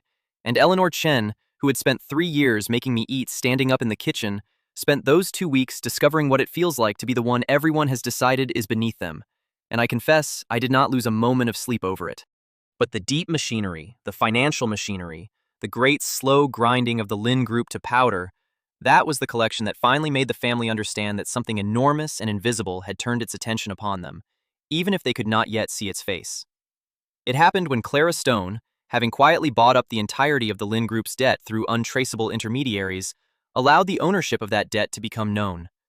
Not my name, never my name, not yet, but the name of the entity now holding Chairman Chen's fate in its hands. Empyrean. And I want you to understand what that name meant to a man like Chairman Chen Weihao, because it is the difference between a man who fears a rival and a man who has looked up and seen the sky itself falling toward him. Chairman Chen could fight a rival. He had fought rivals his whole life. But Empyrean was not a rival. Empyrean was the Arbiter. Empyrean was the unseen power that moved markets and ended dynasties, the ghost the entire financial world feared, and the discovery that Empyrean now owned every dollar of the Lin Group's debt, that the ghost had reached down out of the sky and taken hold of the Lin family's throat, did not make Chairman Chen angry. It made him afraid in a way he had not been afraid in 30 years. Because you do not fight the Arbiter. No one fights the Arbiter. You can only pray the Arbiter has not truly noticed you, and Chairman Chen now knew, with cold certainty, that the Arbiter had noticed him, specifically, personally, and he did not know why. And the not knowing was the worst part, because a man who does not know why the sky is falling on him cannot even begin to bargain. He tried, of course. He was a survivor, in his way, and cornered men bargain. He put out every feeler he had, called in every favor, spent money he no longer had, all in a desperate attempt to reach the Arbiter, to secure a meeting, to plead his case, to understand what he had done and how he might undo it. And every feeler came back empty, because the Arbiter does not take meetings. The Arbiter is a ghost, and the harder Chairman Chen chased the ghost, the more terrified he became. And the more terrified he became, the more he did the thing that frightened people do, which is that he turned on the members of his own household, looking for someone to blame, someone weak enough to punish. And there was always, standing in the kitchen, eating standing up, the freeloader. So the collapse of the Lin Group, ironically, meant that my personal humiliations at Chairman Chen's hands actually intensified in those weeks, because a drowning man kicks whatever is nearest, and I was always nearest, and I let him, and I let him, and the counter climbed and fell and climbed and fell, and every kick he delivered to the freeloader was a kick delivered, though he did not know it, to the Arbiter he was so desperately trying to appease, and the exquisite black comedy of that was a thing I savored every single day. And then the family did the thing I had been waiting for, the thing that revealed the last and ugliest truth about how they saw my wife, and it was the thing that let me finally begin to draw the knife I had been saving. They decided to use Ruiling. Cornered, desperate, grasping, the family held a council, and someone, I believe it was Eleanor, had an idea. The Arbiter was unreachable. But everyone knew the Arbiter, whoever he was a man, and men, even ghosts, could sometimes be reached through other means than money and meetings. And the Lin family had, in Ruiling, a beautiful young daughter, currently and inconveniently married to a worthless freeloader. But a marriage to a freeloader could be dissolved as easily as it had nearly been dissolved for the Finch merger. And a beautiful young woman was a currency that certain kinds of powerful men had always been willing to accept. The plan, discussed openly at that family council in the estate, discussed in front of the servants, in front of the furniture, in front of me, because who cares what furniture overhears, was to find some way to offer Ruiling to the Arbiter. To use my wife, the one green light, the one kind soul, the granddaughter of the man they had destroyed, though they did not know I knew that yet, as a bribe to the very power that was crushing them, which was, though they could not possibly appreciate the symmetry, me. They were going to offer my wife to me, to buy off the ghost, by taking her from me. And they discussed it in front of me as though I were a coat rack. I sat in that council, invisible, furniture, And I listened to Chairman Chen and Eleanor and May discuss the logistics of dissolving my marriage and offering my wife's beauty to an unseen tycoon in exchange for their own survival. And I felt something in me that had been cold and patient for 3 years turn, for the first time, genuinely hot. Because I can absorb any humiliation aimed at me. I proved that for 3 years. But this was not aimed at me. This was aimed at her. At the one person in that house who had never earned a single red mark. The one person the system had told me to protect. And they were going to sell her a second time, to a stranger, to save themselves, and they were going to call it a family decision. And Ruiling, dutiful, trapped, raised to obey, might even, out of the crushed and beaten sense of worthlessness they had spent her whole life instilling in her, agree to it, believing she owed her family her own sacrifice. And that was the moment I decided that the collection had reached its final phase. The small debts, the personal cruelties, the wine and the torn box and the standing meals, those I had been collecting for the pleasure of it, for the justice of it, one at a time, watching the counter fall. But this, the sale of Ruiling, was different. This touched the green light. And so I did 2 things that night. 2 things that would end the Lin family not in a slow, grinding collapse, but in a single, catastrophic reckoning. First, I went to Clara Stone, and I told her the slow phase was over, and to prepare the final instruments, all of them, everything we had been holding in reserve, because the Lin Group was not going to be ground down anymore. It was going to be seized, publicly, completely, in a single stroke, at a moment of my choosing. And second, I went to find my wife. Because before the reckoning, before the knife, before the Lin family learned who I was in the most catastrophic way I could arrange, there was one person who deserved to learn the truth gently, in private, from my own mouth, and it was time, at last, to begin telling Ruiling who her husband really was, and who her grandfather had been, and why a titan had spent 3 years eating standing up in her family's kitchen, waiting for her. I found Ruiling where she always went when the house became unbearable, which was the small, neglected garden at the far edge of the estate, the one nobody else in the family ever visited because it was old and overgrown and unfashionable, the one green place in all that manicured cruelty. And I understood, standing at its edge that night, that it was no accident she loved it, because it was the one part of the estate that predated the Lin family's ownership, the one part her grandfather had planted, though she did not know it, decades ago, when the land and everything on it had belonged to him. She was sitting on an old stone bench, and in her hands she was turning a small object, and when I came closer I saw that it was a carving, a little bird carved from wood, worn smooth by years of being held. And I stopped, because I recognized the hand that had made it. I would have recognized it anywhere. And Ruiling looked up and saw me looking at the carving, and she said softly, "It's the only thing I have from my grandfather. I barely remember him.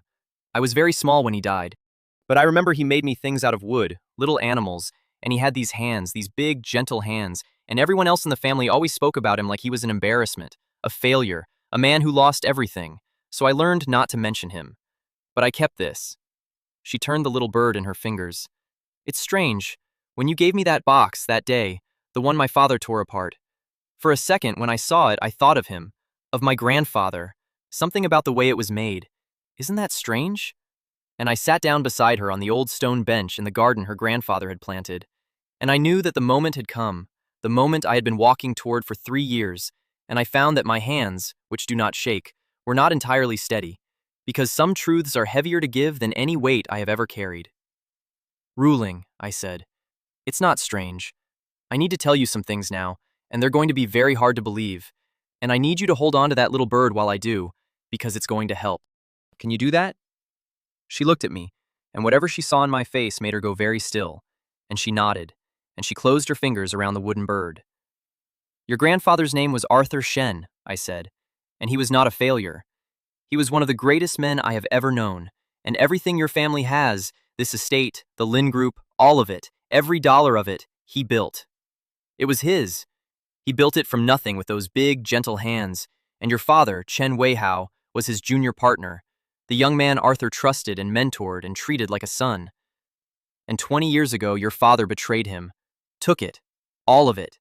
Through fraud and forged papers and a long, patient treachery, Chen Weihao stripped Arthur Shen of everything he had built and drove him out and rewrote the story so that Arthur became the failure and Lin became the founder, and Arthur Shen spent the last years of his life in poverty and disgrace, watching the man who had betrayed him wear his life's work like a stolen coat. I watched the color leave her face, watched her fingers whiten around the wooden bird.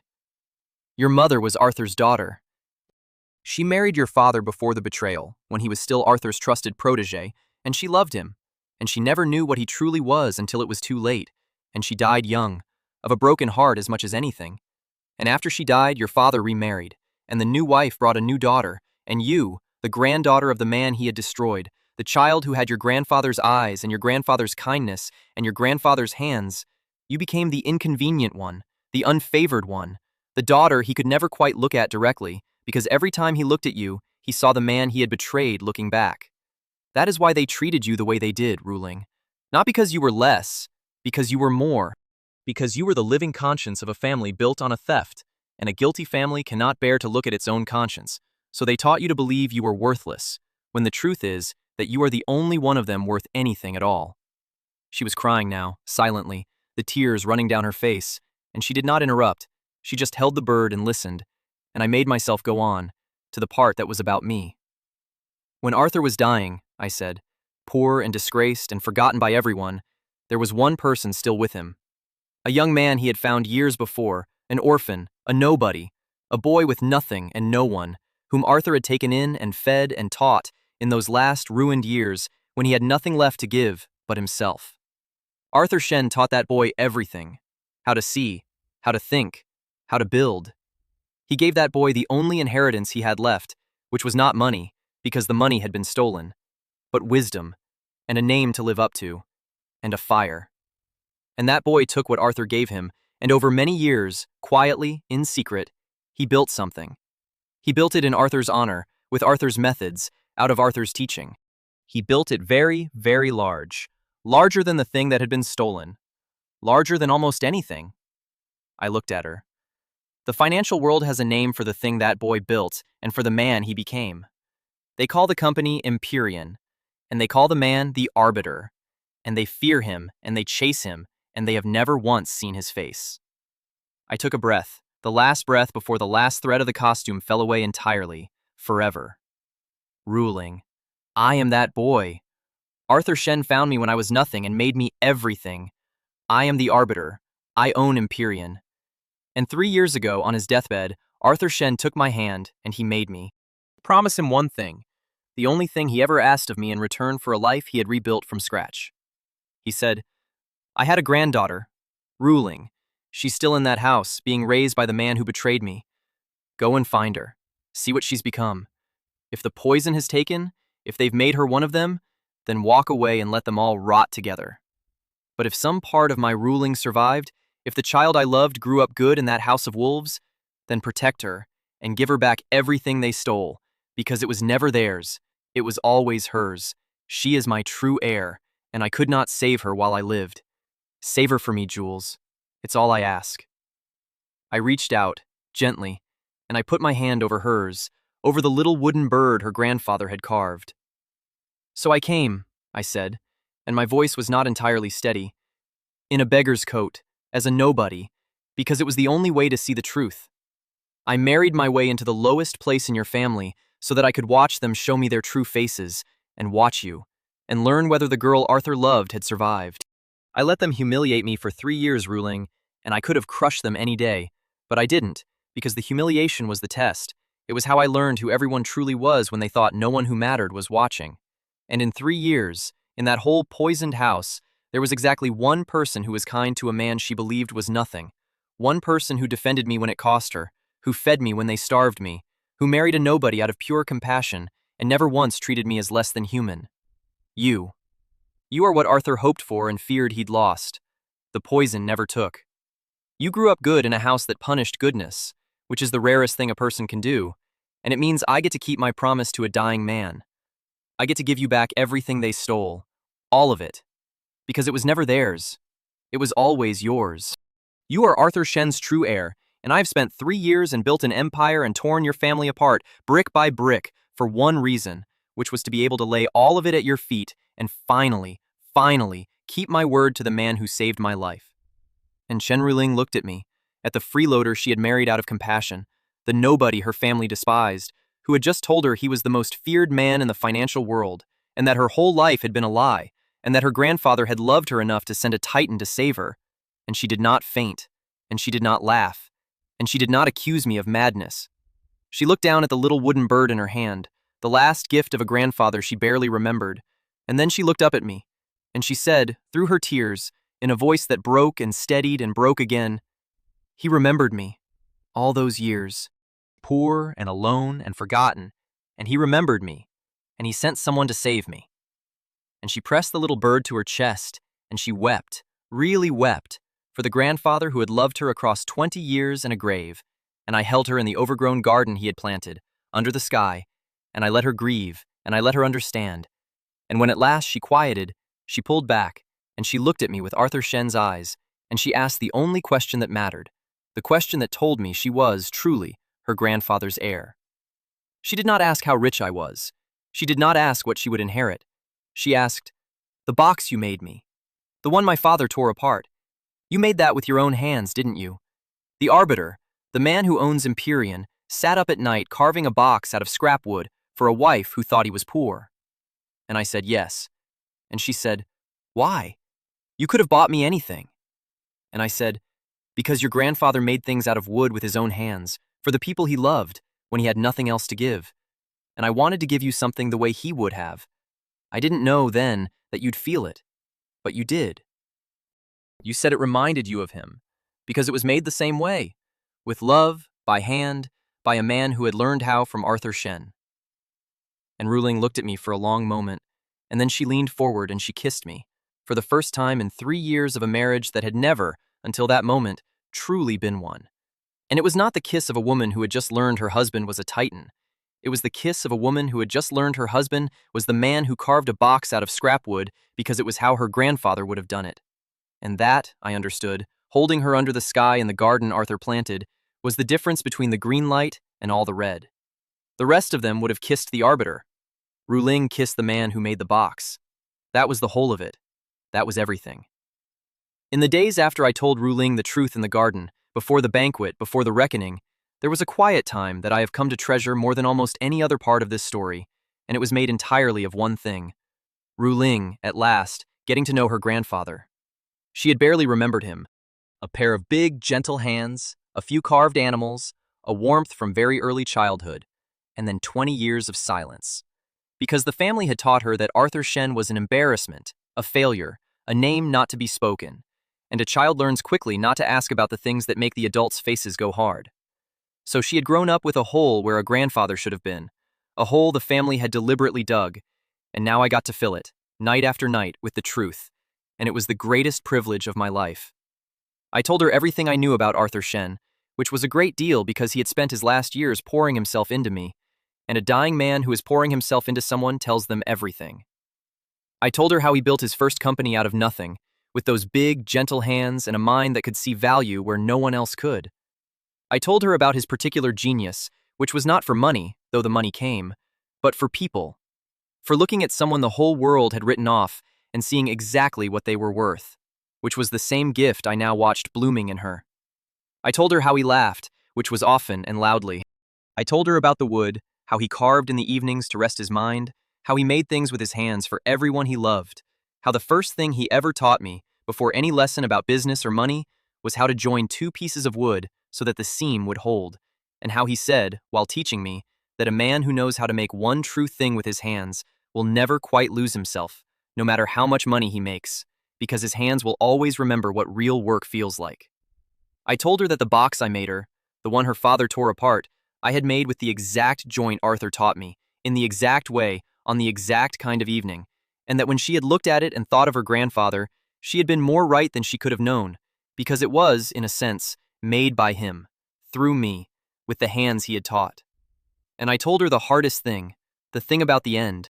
I told her how Arthur died, poor and disgraced, robbed by the man he had trusted like a son, and how, even at the end, even ruined, he had not been bitter, or not mostly, because bitterness was a currency he refused to deal in, the same refusal I would later watch in her.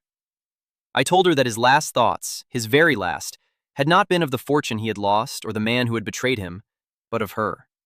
Of the granddaughter he could not save, of the little girl with his eyes and his hands, trapped in the house of the man who had destroyed him, and of his terror that they would poison her, that the last good thing he had left in the world would be turned cruel by the very people who had ruined him. And I told her his last words to me, the exact ones, which I had carried for 3 years like a coal in my chest. Find my Ruiling, see if she survived them, and if she did, if some part of my girl is still in there, give her back everything, and tell her that her grandfather never once, not for a single day, stopped loving her, even when he could not reach her, even at the very end. Tell her she was the last thing I thought about. Tell her she was worth all of it. Ruiling wept when I told her that. Of course she did. But it was a different kind of weeping than the grief of the garden, because now it was not only loss, it was reunion. It was a grandfather reaching across 20 years and a grave to tell his granddaughter, through the mouth of the man he had sent, that she had been loved the whole time, that the family's story about her worthlessness had been a lie from the very beginning, that somewhere, always, there had been a good man who knew exactly what she was worth and had spent his dying breath making sure she would one day find out. He was thinking about me, she said over and over, holding the little wooden bird. All those years everyone told me I was nothing, and he never stopped. And I held her and I said, he never stopped. And he was right. You were worth all of it. Every day of the 3 years, every collection, every debt. He was right about you, Ruiling. He staked his whole death on being right about you, and he was. Those quiet nights, filling the hole where a grandfather should have been, knitting a broken lineage back together one story at a time, were the true foundation of everything that came after. More than the reckoning, more than the fortune, more than the great public unmasking at the banquet. Because the banquet only took things away, from the guilty, which was necessary but was only ever subtraction. Those nights added something. They gave Ruiling back her grandfather, and gave Arthur Shen back his granddaughter. 20 years too late and yet somehow exactly in time, and made the two of them, at last, what the theft had tried to prevent, which was a family. And I understood, sitting with her in the lamplight while she learned to love a man she had been forbidden to remember, that this, and not the counter, and not the collection, and not the ruin of the Lin clan, was what Arthur had actually sent me to do. Not to collect a debt, to carry his love across the years to the one person the thieves had kept it from. The debt was the mission I gave myself. The love was the mission he gave me. And of the two, only one of them ever really mattered. Now that Ruiling knew the truth, everything changed, and nothing changed. Because the beautiful cruelty of what came next was that we had to pretend nothing had changed at all. She had to go on being the trapped, unfavored daughter, and I had to go on being the freeloader for just a little while longer. Because the trap I was building required the Lin family to keep believing, right up until the final second, that they were dealing with a nobody. And so Ruiling became, in those last days, my partner in the collection, my one ally inside the house, and watching her step into that role, watching Arthur Shen's granddaughter stop being a victim and start being a conspirator, was one of the quiet joys of the whole affair. The family made their move within days, exactly as I had known they would. Eleanor and Chairman Chen summoned Ruiling to the study, and they laid out, with the delicate brutality of people discussing a business transaction, the plan to end her marriage. They told her the freeloader had always been beneath her, an embarrassment, a mistake.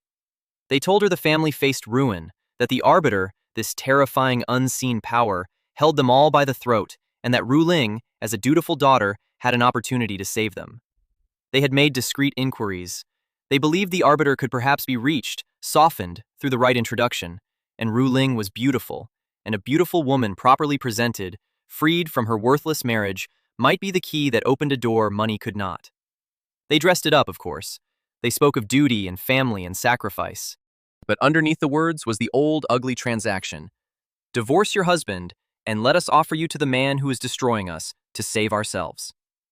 They were, once again, going to sell her, and this time they did it to her face, and asked her to thank them for the honor. And Ruiling, who 3 weeks earlier would have bowed her head and wept, and perhaps, out of a lifetime of manufactured worthlessness, even agreed, sat in that study with her grandfather's blood in her veins and the truth in her heart, and she looked at the father who had betrayed Arthur Shen and destroyed her mother and spent her whole life teaching her she was nothing, and she felt, for the first time, not fear, but a cold, clean clarity that I recognized because it was the same clarity the system had given me.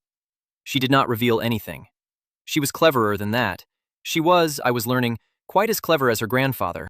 She lowered her eyes and she let them believe she was considering it. Let them believe the dutiful, worthless daughter was being slowly persuaded toward her own sale. And she said, softly, that she needed a little time, that it was a great deal to take in, and her father, seeing weakness, seeing compliance, seeing the daughter he had always been able to bend, was satisfied and let her go. And she walked out of that study, and she came to me, and she told me everything, and her hands were shaking with fury. Not fear, fury. And she said, "They want to sell me to the Arbiter to save themselves." And I looked at her, and I could not help it, I smiled, and she saw the smile and understood it, and slowly, wonderingly, she smiled too. "Oh," she said, "oh, they want to sell me to you. To buy off the ghost that's crushing them, they want to hand me to the ghost, and the ghost is my husband." And she laughed, a real laugh, the first genuinely delighted laugh I had ever heard from her in 3 years, the laugh of a woman watching the trap her tormentors had built close slowly around their own throats. "Jules," she said, let them offer me to the Arbiter. Let's give them exactly what they're asking for. Let's let them arrange the introduction. And let's see the looks on their faces when the ghost takes off his mask." And that, I want you to understand, was the moment I knew I was going to spend the rest of my life with her. Not because of the promise, not because of Arthur, but because Chen Ruiling, given the chance to be rescued from her family, chose instead to help me spring the trap on them, and did it with a delight that matched my own. She was not a damsel to be saved. She was my equal, my partner, her grandfather's true heir in every way, and the plan we built together over the following days was better and crueler and more satisfying than anything I would have built alone. Because Ruiling knew things I did not. She had grown up in that house. She knew exactly which humiliations had cut her deepest, exactly which of her father's crimes he was most desperate to keep buried, exactly how to stage the reckoning for maximum devastation. And she knew, most valuably, about the banquet. The Lin family, growing more desperate by the day, had decided to stake everything on a single grand gesture. They would host a banquet, an enormous, ruinously expensive banquet, and they would invite everyone who mattered, and they would use every connection they had left to spread the word that the Lin family had secured an audience with a representative of the Arbiter, that Empyrean itself would be sending someone to discuss the Lin Group's future, and that anyone who wished to remain in the good graces of the coming power should attend.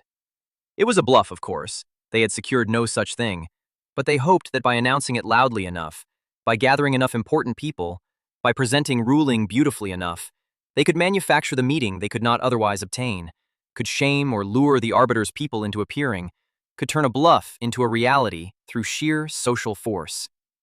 It was a desperate, stupid, arrogant plan, exactly the kind of plan a drowning family makes, and it was perfect, because it gathered every single person who owed me a debt into one room, on a stage of their own building, on a night when they had personally told the entire city that the Arbiter was coming. The Arbiter was coming. Oh yes, they had no idea how right they were. Ruiling and I planned it down to the smallest detail. She would allow herself to be presented, the reclaimed daughter, freed from her worthless marriage, offered up as the family's finest jewel to the coming power. I would attend, as always, as the freeloader, the coat carrier, the furniture, invisible in the corner, right up until the moment of my choosing.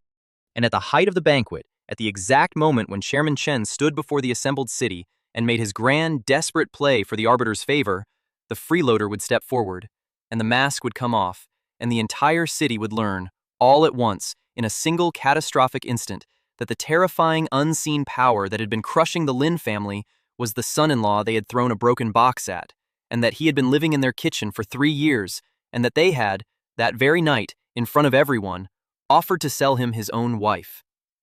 Alistair Finch was going to be there too, and I should tell you what had become of him, because his account was one I still intended to close. After the merger collapsed, Alistair had gotten his wish, had escaped the marriage he never wanted, and had every reason to be grateful to the mysterious dog walker who had handed him the excuse. But Alistair Finch was not a grateful man. Arrogant men rarely are, and in the weeks since, as the Lin family's fortunes cratered and the story of the failed merger spread, Alistair had reframed the whole affair in his own mind, as arrogant men do, until he had convinced himself that he had been the one wronged, that the Lins had tried to foist a sinking company and a used bride on him, that his dignity had been insulted. And so, invited to the banquet by a Lin family desperate to fill the room with important names, Alistair Finch came, not to help, but to gloat, to be seen enjoying the humiliation of the family that had, in his revised memory, tried to cheat him. He came to watch the Lins grovel to the Arbiter. He had no idea that the Arbiter was the dog walker he had offered to hire, the nobody he had insulted twice, and that his own smug attendance at that banquet was about to add the final, fatal entries to an account he did not know he had. His red number, when I saw him arrive at the banquet, had grown from 361 to well over 600, fed by weeks of gloating remarks he did not know were being recorded. And I looked at it, and I thought, close that one tonight too. Close all of them tonight. Because that was the plan, the beautiful symmetry of it. The banquet would be the final collection. Every debt, every account, every red number over every guilty head, all of them gathered in one room, on one night, and I would close them all at once, in a single reckoning, and watch the master counter, which had fallen over the weeks from 4,011 down through the thousands, plummet toward its final destination. I did not know, going into that banquet, exactly what number the counter would read at the end, but I knew it would be close to 0. And I knew that when it reached 0, when the last debt was collected, when the Lin family owed me nothing because I had taken everything, there would be only one number left glowing in that entire ruined ballroom, one green light in a sea of extinguished red, and it would be hanging over the head of the one person I had come, 3 years and an empire ago, to save. Let me tell you about the banquet. Let me tell you about the night the freeloader took off his mask. The banquet was the most expensive lie the Lin family ever told, and they told it in a rented grand hall dressed to look like the seat of a power they no longer possessed. And they filled it with 300 of the most important people in the city, every one of whom had come because the whisper had gone out that the Arbiter was interested in the Lin family, and no one who wished to survive the coming order could afford to be absent when the ghost's hand was revealed. It was, I have to admit, a masterful bluff, born of pure desperation. Chairman Chen had bet everything he had left, and everything he no longer had, on the theory that if he gathered enough importance in one room and announced loudly enough that the Arbiter was coming, he could shame the reality into existence. He was right that the Arbiter was coming. That was the only thing he was right about, and it was the thing that killed him. I arrived as the freeloader. Of course I did. One last time, in the cheap clothes, the cracked phone, the bowed head, invisible, furniture, carried in on the edge of the family like a coat they were embarrassed to be seen with, but could not quite leave at home.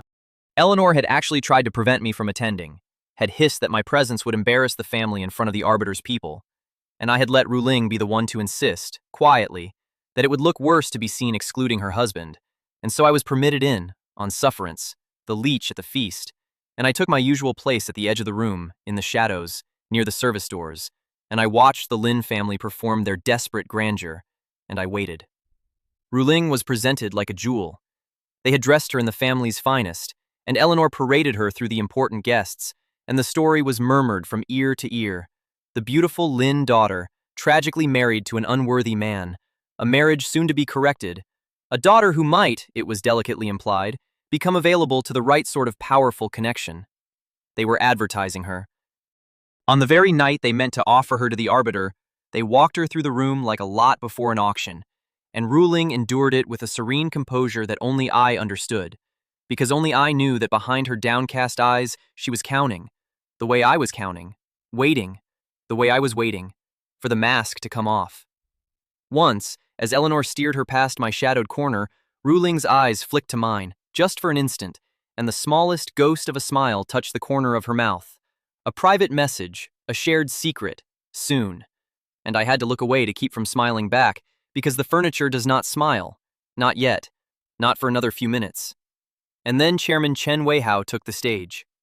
He had prepared a speech, and it was a good speech in its way, the speech of a man staking his life on a single throw. He welcomed the assembled city. He spoke of the Lin family's long history and bright future. And then he came to the heart of it, the desperate bluff, and he said, "Tonight is a special night, because tonight the Lin family stands at the threshold of a new alliance, an alliance with the greatest power in the financial world. We are honored, deeply honored, that Empyrean itself has taken an interest in the future of the Lin Group, and we look forward to welcoming the Arbiter's representative among us tonight, to begin a partnership that will define the next generation." And a murmur ran through the crowd, excitement, calculation, the sound of 300 important people recalculating their own positions around the rumored favor of the ghost and Chairman Chen, drinking in that murmur, feeling the bluff begin to breathe on its own, lifted his glass and prepared to toast the alliance that did not exist, with the Arbiter he had never met, who was, at that moment, standing in the shadows 20 feet away in a cheap coat, watching him dig the last inch of his own grave. I stepped forward. I did not shout. I have told you before that I never shout. The truth does not need volume, and the truth I was about to deliver was going to be loud enough on its own to be heard for a generation. I simply walked, out of the shadows, into the light, toward the stage, and at first no one noticed, because it was only the freeloader, only the furniture, and furniture is beneath notice. But Chairman Chen noticed, because I was walking toward his stage in the middle of his greatest moment, and his face contorted with fury, and he snarled into the microphone, forgetting himself, forgetting the crowd. "What are you doing? Get back to your corner, you worthless! Get him out! Someone get the leech out of—" And I kept walking, and I reached up, and I did the thing I had waited 3 years to do. I took off the mask. Not a literal mask, something better. I straightened, out of the freeloader's habitual stoop, and I let the whole costume fall away at once, the bowed head, the blank face, the invisible smallness. 3 years of disguise dropping from me like a dropped coat, and what stood in the light in its place was the Arbiter, and the change was so total that a gasp ran through the room from the people close enough to see it, because they were looking at a different man, the same body, the same cheap clothes, but a completely different man. A man who owned the room and everyone in it and knew it, and Chairman Chen's furious tirade died in his throat as he looked at his son-in-law and, for the first time in 3 years, truly saw him, and did not understand what he was seeing, only that it terrified him.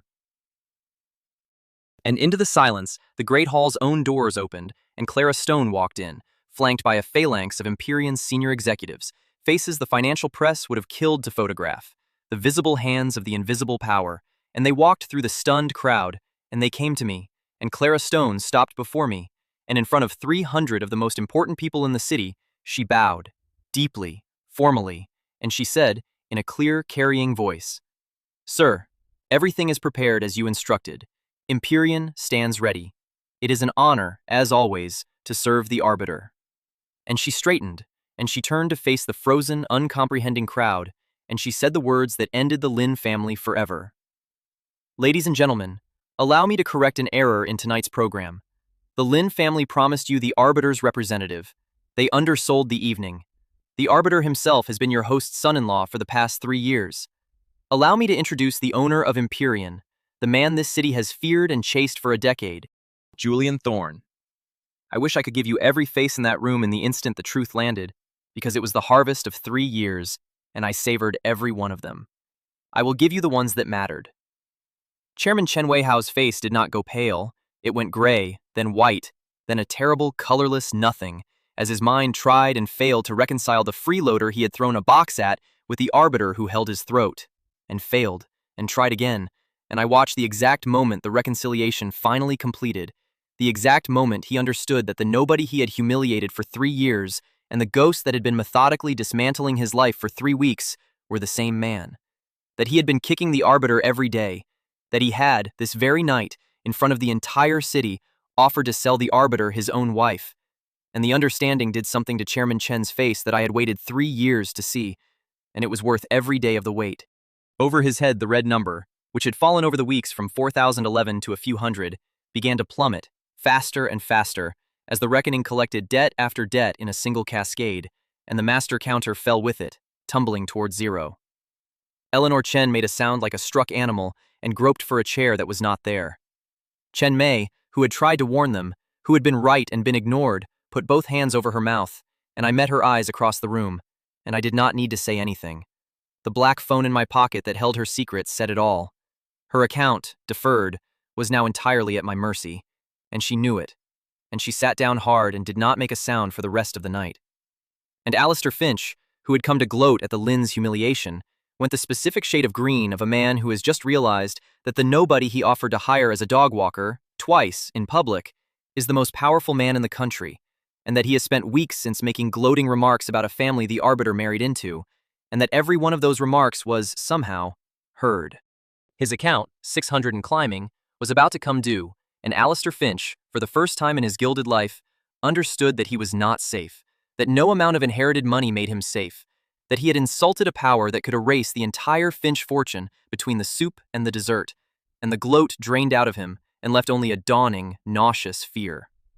I walked up onto the stage, past Chairman Chen, who flinched away from me as though I might strike him, and I took the microphone from his nerveless hand, gently, the way you take a toy from a child, and I turned to the assembled city, and I spoke, and my voice was calm and quiet and carried to every corner of that great hall.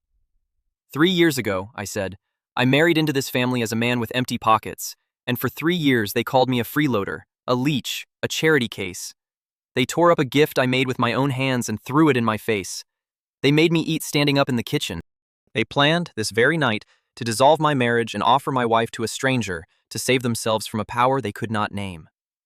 I let that sit. I watched 300 important people recalculate their entire understanding of the Lin family in real time. I watched the social annihilation begin in the widening eyes and the whispered exchanges. I let them. For 3 years I let them, because I was learning something, and I was keeping count, and tonight, the count comes due. Empyrean now holds every dollar of the Lin Group's debt, and as of 1 hour ago, that debt has been called in full. The Lin Group is insolvent. Its assets are being seized. By the time this banquet ends, the Lin family will own nothing, because everything they had was built on a theft, and the account has finally, at long last, been settled. I looked down at Chairman Chen, gray and shaking at my feet, and over his head the red number fell past 100, past 50, and I said for his ears and the rooms both, You should have asked, Wei Hao. 3 years, and you never once asked who you'd let into your house. It's the only question that mattered, and you were too certain of my worthlessness to ask it. So let me answer it now, in front of everyone, the way you tore up my gift in front of everyone. You didn't let a freeloader into your house 3 years ago. You let in the heir of the man you betrayed. And I have spent 3 years collecting his debt, with interest.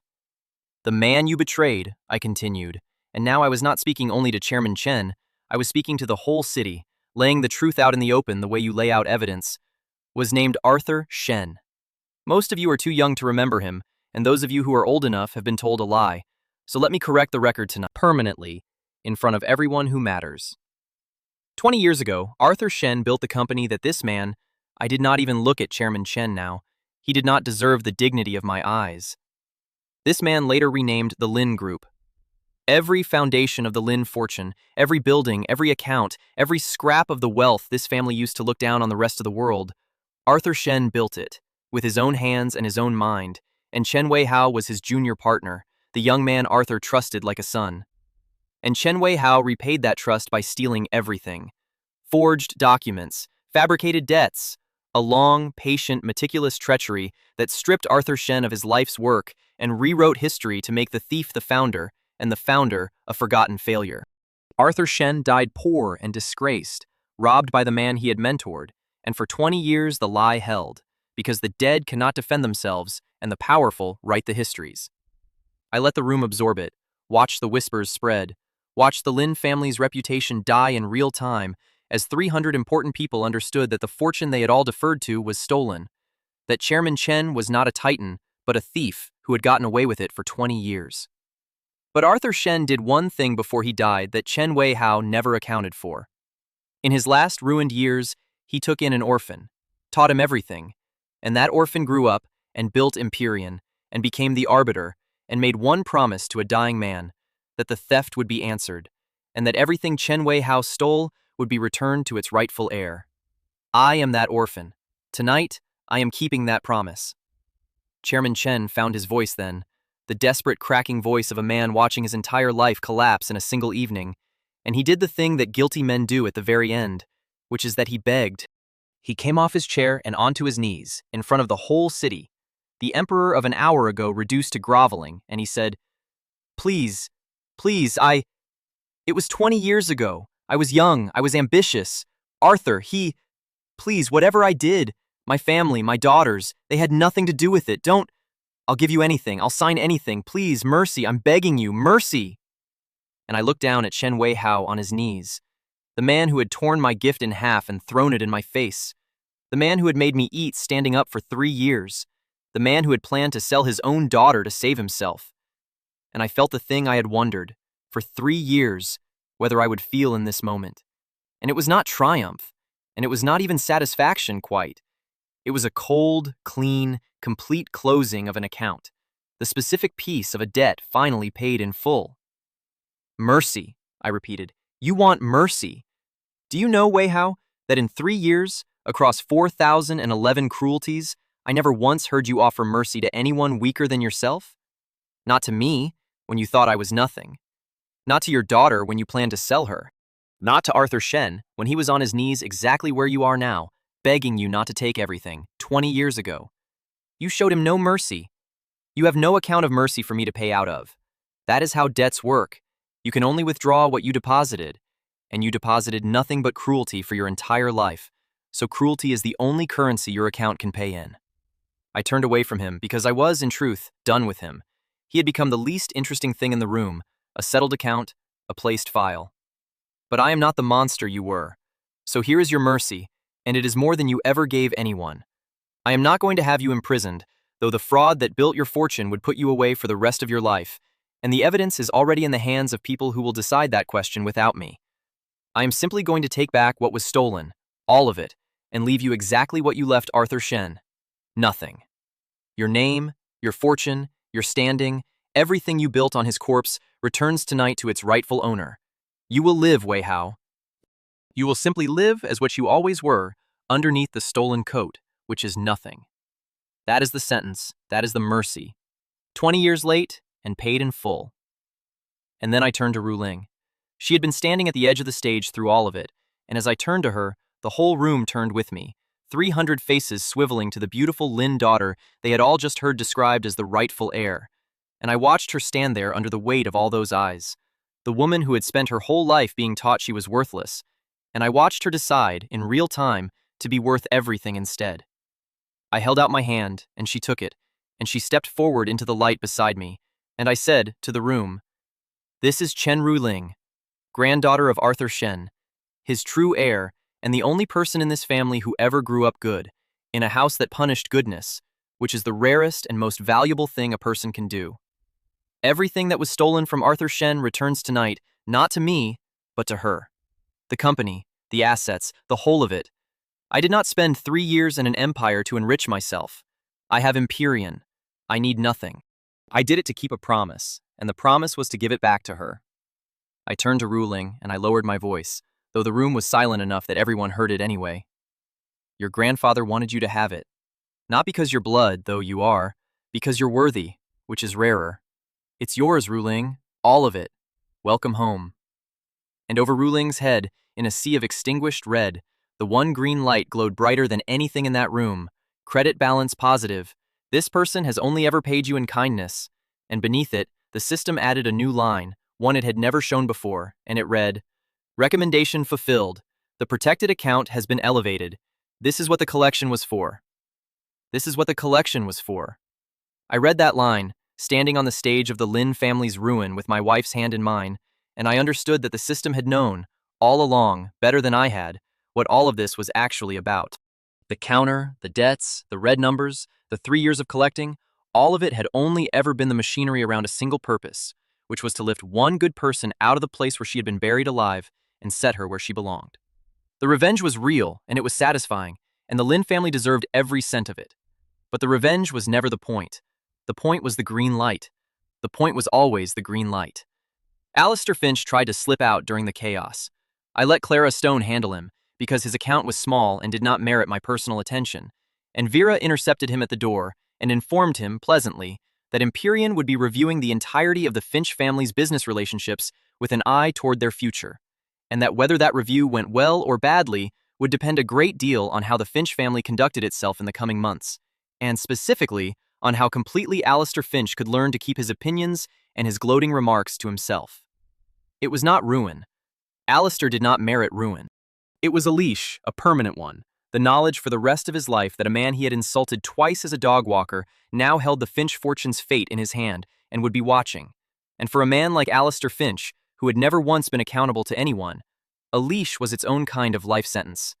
The daily grinding awareness that he was not, after all, untouchable. That he had been small all along and had simply never met anyone large enough to show him. His account closed at exactly the right size for what he was, and the counter ticked down again. I want to tell you what the master counter read, at the height of that banquet, as the great cascade of the reckoning collected debt after debt after debt. It had started at 4,011. Through 3 weeks of collections, it had fallen, steadily, to a few hundred. And now, in the space of a single night, as the mask came off and the truth came out, and the whole rotten edifice of the Lin family collapsed at once, It fell in a great rush, hundreds of debts closing in minutes, 340, 210, 145, 88, and I watched it fall, and I felt each collection as a small, clean click of completion, a lifetime of endurance being refunded in a single glorious hour, and the number kept falling, and the room kept realizing, and the Lin family kept collapsing, and my wife's hands stayed warm in mine, and the counter fell, and fell, toward the thing I had been walking toward for 3 years, toward zero, toward the end of all debts, toward the moment when the Lin clan would owe me nothing at all because I had finally, completely, taken everything. It did not quite reach zero that night. There was one debt left, the largest one, the final one, and it was not the one I expected. The night of the banquet did not end when I finished speaking. In some ways, it was only the beginning, because a reckoning announced is not a reckoning completed, and I had promised the room that by the time the banquet ended, the Lin family would own nothing, and I am a man who keeps promises, so let me tell you how that night actually unfolded, hour by hour, as the machine I had spent 3 years building executed in real time in front of the most important people in the city. The moment Clara Stone spoke my name, Empyrean moved. It had been poised for weeks, every instrument prepared, every document drafted, every lever greased, waiting only for the word, and the word had been my name spoken aloud in that ballroom. Within minutes, while the guests were still reeling, while Chairman Chen was still on his knees, the seizure began. Not in the ballroom, but everywhere else at once, in the silent electronic places where fortunes actually live and die. The Lin Group's accounts froze, its assets, pledged against the debt Empyrean now owned in full, transferred, cleanly, legally, irreversibly. The buildings with the Lin name on them changed hands between one breath and the next, and the guests in that ballroom, the 300 most important people in the city, watched it happen on their phones in real time, because news like that moves at the speed of greed. And I watched 300 faces illuminate one after another with the blue glow of screens as they each, privately, confirmed that the impossible thing was true, that the Arbiter had just swallowed the Lin Group whole, in front of them, and that the man who had done it had been the freeloader in the corner the whole time. It is a specific thing to watch a room full of powerful people recalculate reality all at once, and I had engineered it precisely so that I could watch it, because these were the people who had laughed at me for 3 years, who had watched me fetch drinks and carry coats and wait on curbs, and I wanted to be looking at their faces at the exact moment they understood that the object of their laughter owned, now, the ground they stood on and the futures they had built. Some of them went pale. Some of them, the quicker ones, began immediately, frantically, to remember every kindness they had ever shown me, however small, and to reposition themselves as my longtime secret admirers, my quiet defenders, my friends in waiting, and I watched their red numbers scramble and reprice exactly as the boards had, loyalty revealing itself, in real time, as the stock it has always been. And some of them, a few, the ones with genuine dignity, simply looked at me across the ruined banquet with a new and careful respect, and gave me a small nod, one player acknowledging another, and their numbers, I noticed, were the lowest in the room, because dignity and cruelty rarely share a heart. The counter fell all night. I want you to feel that, the long descent of it, because it was the culmination of everything.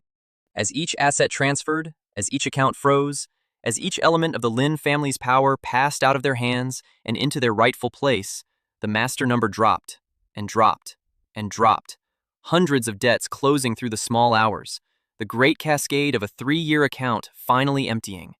800, 500, 300, and I stood in the wreckage of that banquet with my wife beside me, and watched the number fall the way you watch a tide go out, inexorable, patient, complete. Eleanor Chen did not survive the night socially, and she knew it before the night was over. I watched her understand it, watched her move through the ballroom trying to salvage something, anything, a connection, an alliance, a friend, and watched every door close in her face in real time as the truth of the family's ruin and the older truth of her own buried origins both came loose at once. And by the time she left that banquet, Eleanor Chen was already what she would remain for the rest of her life, a woman on the outside of every room she had spent 30 years clawing her way into. And she left, alone, and no one stopped her, and no one ever really let her back in. Chen Mei spent the night in a corner, silent, watching me, and I let her watch, because I wanted her to spend every hour of that night knowing that the black phone in my pocket still held her secret, that her whole future now balanced on my mercy. And I watched the arrogance drain out of her, hour by hour, and something more careful and more frightened take its place. And I thought, good, Learn it. Learn what it feels like to be entirely at the mercy of someone you were certain was beneath you, because that is the lesson you spent 3 years teaching me, and now it is yours to keep. And Alistair Finch tried to leave early and found Clara Stone at the door, and I watched, from across the room, the brief conversation that put him permanently on his leash, watched the gloat curdle into fear, watched a man who had offered twice to hire me as a dog walker understand that he would spend the rest of his life being the one who was watched. And I felt the small, clean click of that account closing too, and the counter fell again. But the thing I remember most about that night is not the collections.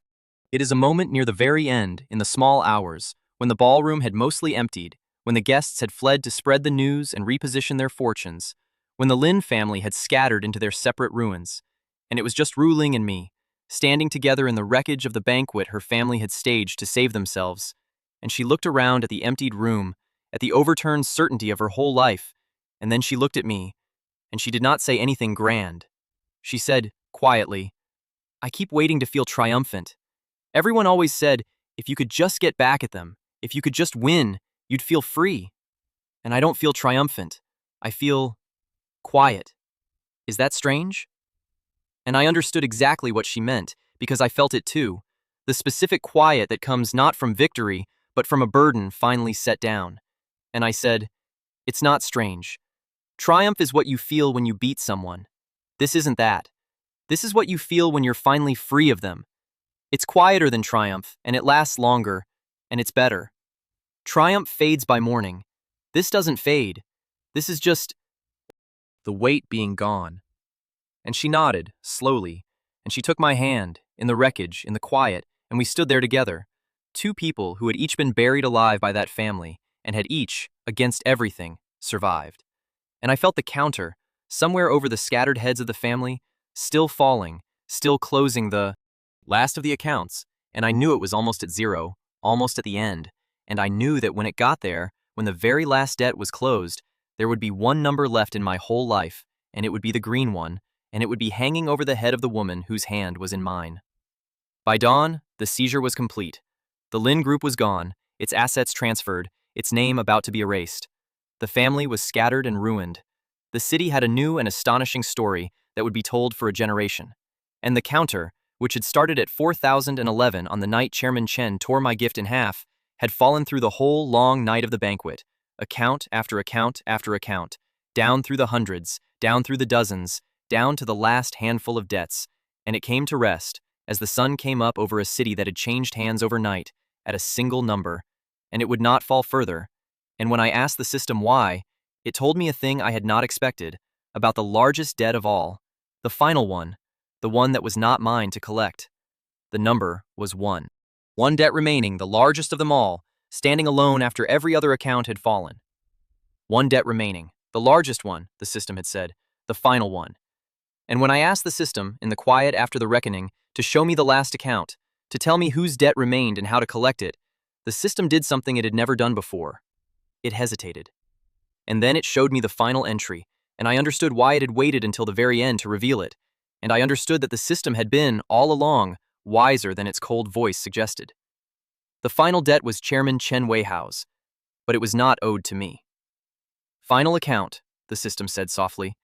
"This debt cannot be collected by the host. It is a debt of a father to a daughter, 20 years in the accruing, larger than all the others combined, and it belongs, by every law the system recognizes, to the injured party.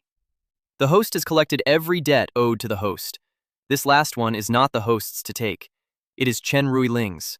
Only she can decide how it is paid. The system recommends, give her the choice. It is the last collection, and it was always going to be hers." And I understood. Of course it was hers. Because the deepest wound Chairman Chen had ever inflicted was not on me. My wounds were 3 years old, and I had chosen them, walked into them, absorbed them as strategy. The deepest wound was 20 years long, and it had been inflicted on his own daughter, the girl he had taught to believe she was worthless, the child of the wife whose father he had destroyed, the living conscience he could not bear to look at and so had buried alive under a lifetime of manufactured smallness. That was the largest debt on the whole ledger, larger than the torn box, larger than the stolen empire, larger than everything, because it was measured not in cruelties but in years. 20 years of a child being taught she did not matter, by the one person whose job it was to teach her that she did. And it was not mine. It had never been mine. I could take the money and the company and the reckoning, but the debt of a father to a daughter could only be collected by the daughter. And how she collected it, what she chose to do with the man who had wronged her most, was the last and truest measure of who Arthur Shen's heir had become. So I brought Ruiling to her father. It was days after the banquet, in the emptied estate, the estate that was hers now, legally, completely. The wolves scattered and the fortune restored, and Chairman Chen reduced to a broken man permitted to remain, for now, in a few rooms of a house that no longer belonged to him, at the sufferance of the daughter he had spent 20 years despising. I brought Ruiling to the study where he had planned to sell her, and I told her what the system had told me, though I framed it in the plain language of the heart rather than the cold language of the ledger. I told her that there was one thing left undone, one account only she could close, and that it was the account of what her father owed her, personally, for 20 years of being made to feel worthless, and that no one, not me, not Empyrean, not the law, could settle that account on her behalf.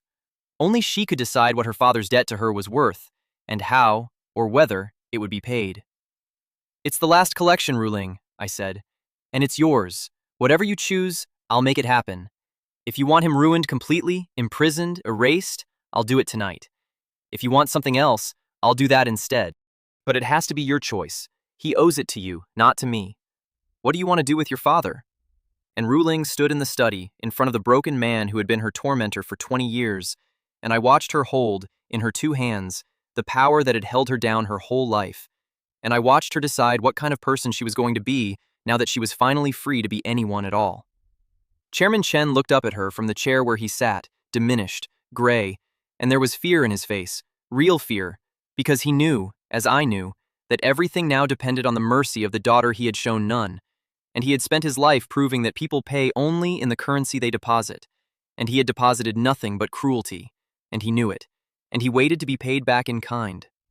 And Ruiling looked at him for a long time, and when she finally spoke, her voice was steady, and it was quiet, and it was the voice of a woman who had grown up good in a house of wolves, which is the rarest and strongest thing a person can be. "I spent 20 years," she said, "believing I was worthless, because you taught me that every day in 1,000 ways, and I believed it so completely that when a good man married me out of kindness, I thought I was the lucky one. I thought I didn't deserve even that. You did that to me. You took a child, and you buried her alive under your own guilt, because you couldn't stand to look at the granddaughter of the man you'd betrayed, and so you punished me for your crime for 20 years. Her voice did not rise, but it did not shake either. "The man I married could destroy you with a phone call. He's offered to. And a part of me, Father, a part of me that you made, wants to say yes, wants to watch you lose everything the way you made me feel like I was nothing, wants to pay you back in your own currency. Cruelty for cruelty, until we're even." She paused. "But that's the part of you that's in me, and I've decided I'm not going to feed it. Because here's the thing you never understood, the thing my grandfather understood, the thing that made him worth 10,000 of you. Paying cruelty back with cruelty doesn't make you even. It makes you the same. And I would rather be poor again. I would rather go back to being the worthless daughter in the kitchen than become you." And she turned to me and she said, "This is my collection, and here is how I'm going to pay it. He keeps nothing that was stolen. That's already done. It goes back to where it belongs. But I'm not going to have him imprisoned, and I'm not going to have him erased, and I'm not going to spend one more hour of my life arranging his suffering, because he's taken 20 years from me already, and I refuse to give him one more day. He'll live, simply, quietly, on his own, with what an ordinary man earns by ordinary work, which is more than he left my grandfather. And he'll live knowing that the daughter he taught was worthless is the one who decided to let him keep his freedom. That's the debt, paid in full, not with cruelty, with the one thing he never once showed anyone, so that he has to spend the rest of his life knowing exactly what it looks like, and exactly how much larger it is than anything he was ever capable of." She looked back at her father, and she said the last of it, and it was the most devastating thing anyone said in the entire affair, more devastating than any ruin I could have engineered. "I forgive you, Father, not because you deserve it, because I'm better than you, and I've decided to prove it by being the one thing you could never be, which is merciful to someone who's completely in my power. Goodbye. Live with that." And she walked out, and over her head, as she passed me in the doorway, the green light blazed, brighter than I had ever seen it, and the system spoke one final time about the last account, and it said, "Final debt collected, Method of collection, mercy. Assessed value, incalculable. This is the collection Arthur Shen would have made. The heir is confirmed. The account of the Lin clan is closed. And the master counter, the great red doomsday number that had burned over my life since the night Chairman Chen tore my gift in half, the number that had started at 4011 and fallen, debt by debt, cruelty by cruelty, collection by collection, across 3 years of endurance and 3 weeks of reckoning, reached, at last, in the doorway of that study, in the wake of a merciful woman, 0. 0. All debts collected. The account closed. 3 years of humiliation refunded in full, with interest, down to the last cent. I stood in that doorway and I watched the counter hit 0 and wink out, and I felt something I had not felt in a very long time, which was lightness, the specific weightlessness of a burden finally completely set down. But that is not quite where the system left me, and I want to tell you the last thing it showed me, because it is the thing that turned this whole story from a story about revenge into a story about something better. Because when the red counter hit 0 and vanished, one number remained. One account still open in the whole of my life, the last light burning after every red debt was extinguished. And it was green. It was the account over Ruiling's head, the credit balance, positive. This person has only ever paid you in kindness, and the system added one final line, the last thing it ever said to me, and it read, all debts owed to the host are collected. One account remains, and it cannot be closed, because it is a credit, not a debt. The host owes this person a kindness that has been accruing, with interest, for 3 years. Recommendation: spend the rest of your life paying it. This is the only account that was ever worth keeping. I want to tell you what Ruiling did with everything I laid at her feet, because a story about revenge ends at the reckoning. But a story about elevation, which is what this actually was, only truly begins there. And what Ruiling built out of the wreckage of the Lin family is the part I am proudest of. Prouder than any collection, prouder than the whole 3 years of patient endurance. The first thing she did was give the company back its name, not the Lin Group. She erased that name from the buildings, and the letterhead, and the records, the way it had erased Arthur Shen. And in its place, she put the name it should always have carried, the Shen Group, so that 20 years of theft were corrected in a single stroke of signage, so that a man who had died poor and forgotten had his name restored to the top of the towers he had built, in 10-foot letters, above a city that had been taught to forget him. I stood with her the day they raised the new sign, and I watched her look up at her grandfather's name finally, at long last, where it belonged, and I watched her cry, not the crushed, silent tears of the worthless daughter she had been taught to be, but the fierce, proud tears of an heir who had brought her grandfather home. And I did not say anything, because some moments are too large for words, and I only held her hand, and we watched Arthur Shen's name catch the light. And then she ran it. That was the thing that surprised everyone except me, and perhaps except the ghost of Arthur Shen. The city had assumed, when the truth came out, that the Shen Group would simply be absorbed into Empyrean, that I would run it, that Ruiling was a figurehead, a sentimental gesture, a wronged heir given a title and a dividend. They were wrong. I gave it to her completely, and I stepped back completely, and I watched Chen Ruiling, the daughter everyone had spent 20 years calling worthless, become one of the finest business minds the city had ever seen. Because it turned out that the granddaughter of Arthur Shen had inherited more than his kindness. She had inherited his gift, and 20 years of being overlooked had made her a ferociously careful observer of people, which is the one talent that cannot be taught and is worth more than all the others combined. She had spent her whole life watching, from the margins, unnoticed, the way the overlooked always watch, and she had learned, in that long exile, to read a room, to read a person, to see the truth under the performance. And now she turned that hard-won sight on the world of business, and the world of business did not know what had hit it. But it was how she ran it that mattered, and it was pure Arthur, though she had never known him well enough to learn it from him, which told me it was in the blood. She ran the Shen Group the way her grandfather had, which is to say she went looking, on purpose, for the overlooked. She built a company that hunted for the people the world had discarded, the disgraced but honest, the brilliant but unfashionable, the ones sitting in the margins of their own lives believing they were worthless, and she found them, and she elevated them, one after another, because she knew exactly what it felt like to be buried alive under someone else's estimate of your value, and she had decided to spend her life digging people out. I watched her do it dozens of times, and it never stopped moving me, because every single time I saw the green light of her, the credit balance, the person who had only ever paid in kindness, now paying it out into the world at scale, compounding, the exact opposite of the red debts of her family, a fortune of kindness accruing interest across a whole city. Arthur Shen had built an empire and had it stolen. His granddaughter built a better one, out of the recovered pieces, and made it a machine for the precise thing the Lin family had spent 3 years doing to me in reverse. Instead of grinding the overlooked into the dirt, it lifted them into the light. I want to give you one of those elevations up close, because it was the day I understood, completely, that giving Ruiling everything had been the best thing I ever did with a fortune, better than anything I had ever built for myself. Some months after she took over the Shen Group, Ruiling came to me one evening with the particular light in her eyes that I had learned meant she had found someone, and she told me about a woman named Ada Reyes, an accountant who had been fired from one of the companies the Shen Group had absorbed, fired in disgrace, blacklisted, for the crime of refusing to sign off on numbers she knew were false. Ada Reyes had been right. The numbers had been fraudulent, but the men committing the fraud had been powerful, and she had been nobody. And so she had been the one destroyed, cast out, her career ended, her name made poison, exactly the way Arthur Shen had been destroyed, exactly the way Ruiling herself had been buried, the honest one punished for the crime of the guilty. And Ruiling had found her, working a job far beneath her, believing herself worthless, and Ruiling had done a thing that I want you to sit with, because it is the whole of what this story was ever about. She did not simply rehire Ada Reyes. She went to her, personally, the way I had once, in a different life, gone to a woman whose family called her worthless.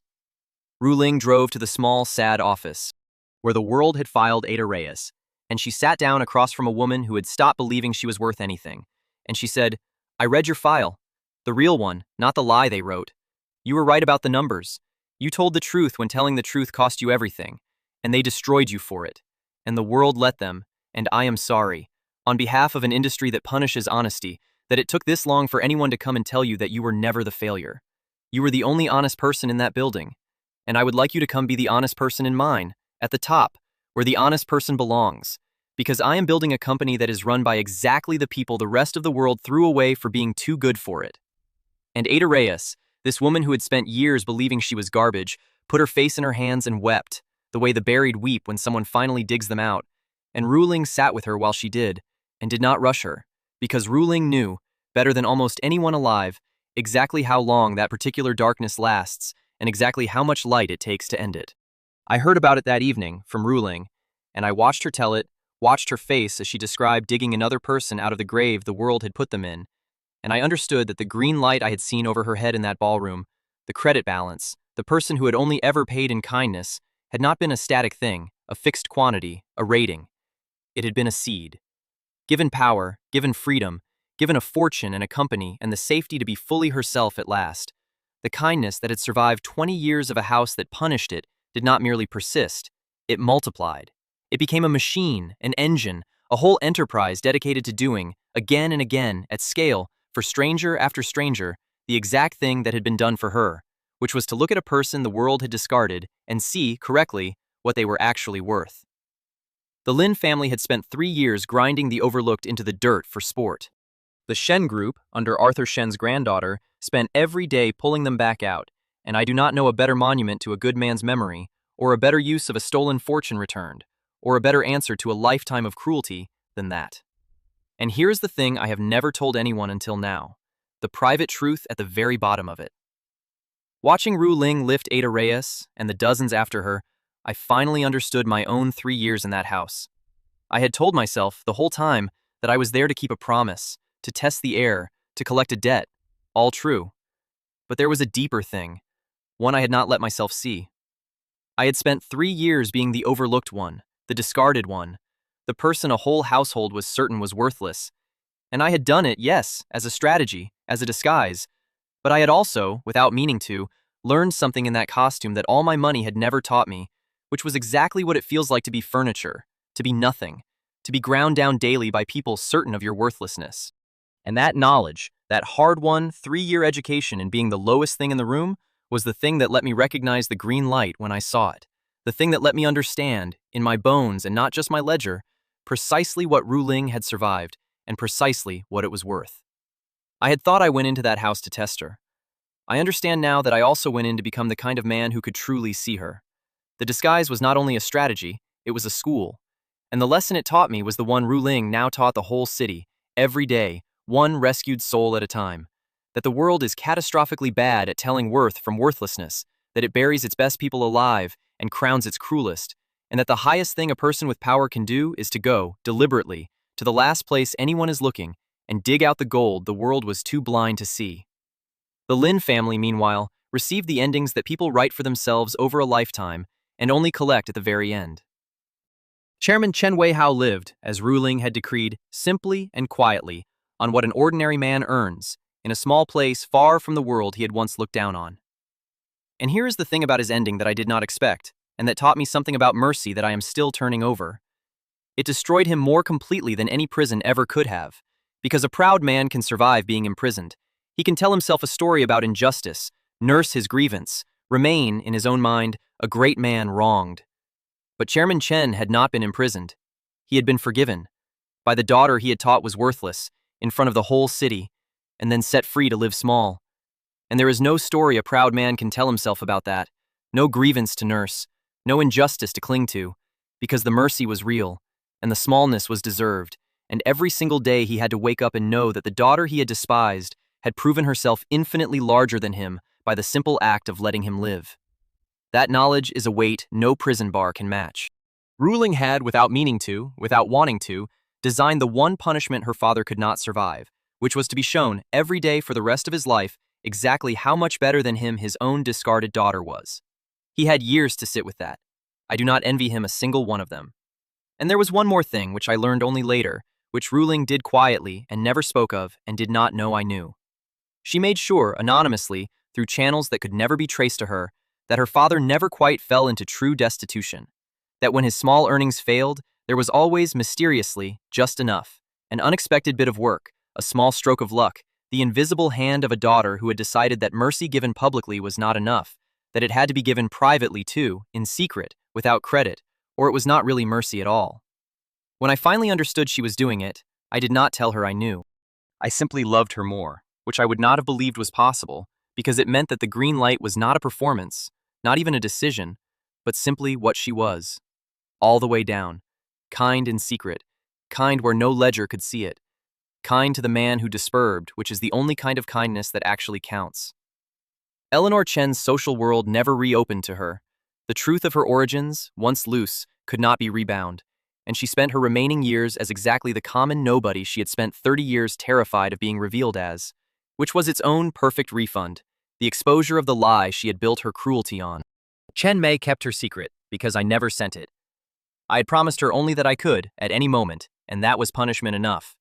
She spent years knowing that her whole gilded life balanced on the continued goodwill of the brother-in-law she had thrown wine on, and the knowledge changed her, slowly, grudgingly, into a quieter and less cruel person, not out of any genuine reformation, but out of pure self-preservation, which is, I have found, how most cruel people become tolerable, not through redemption, but through the sudden acquisition of a reason to behave. And Alistair Finch stayed on his leash, watched, checked, permanently aware that he was smaller than he had believed, and married, eventually, the woman his father had forbidden, which I allowed, because it cost me nothing, and because a man trapped forever in the knowledge of his own smallness is punished quite enough without my interfering in his love life. Through all of it, I stepped back, and I let Ruiling stand in the light, and this was deliberate, and it was the truest expression of everything the whole affair had been about. Because I already had Empyrean, I was already the Arbiter. I needed no more power, no more prominence, no more anything.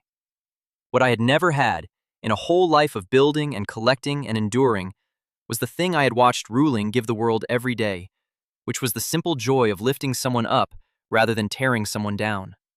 I had spent 3 years and an empire on a collection, and the collection had been necessary and just, but it had been, in the end, subtraction, the taking away of what the guilty owed.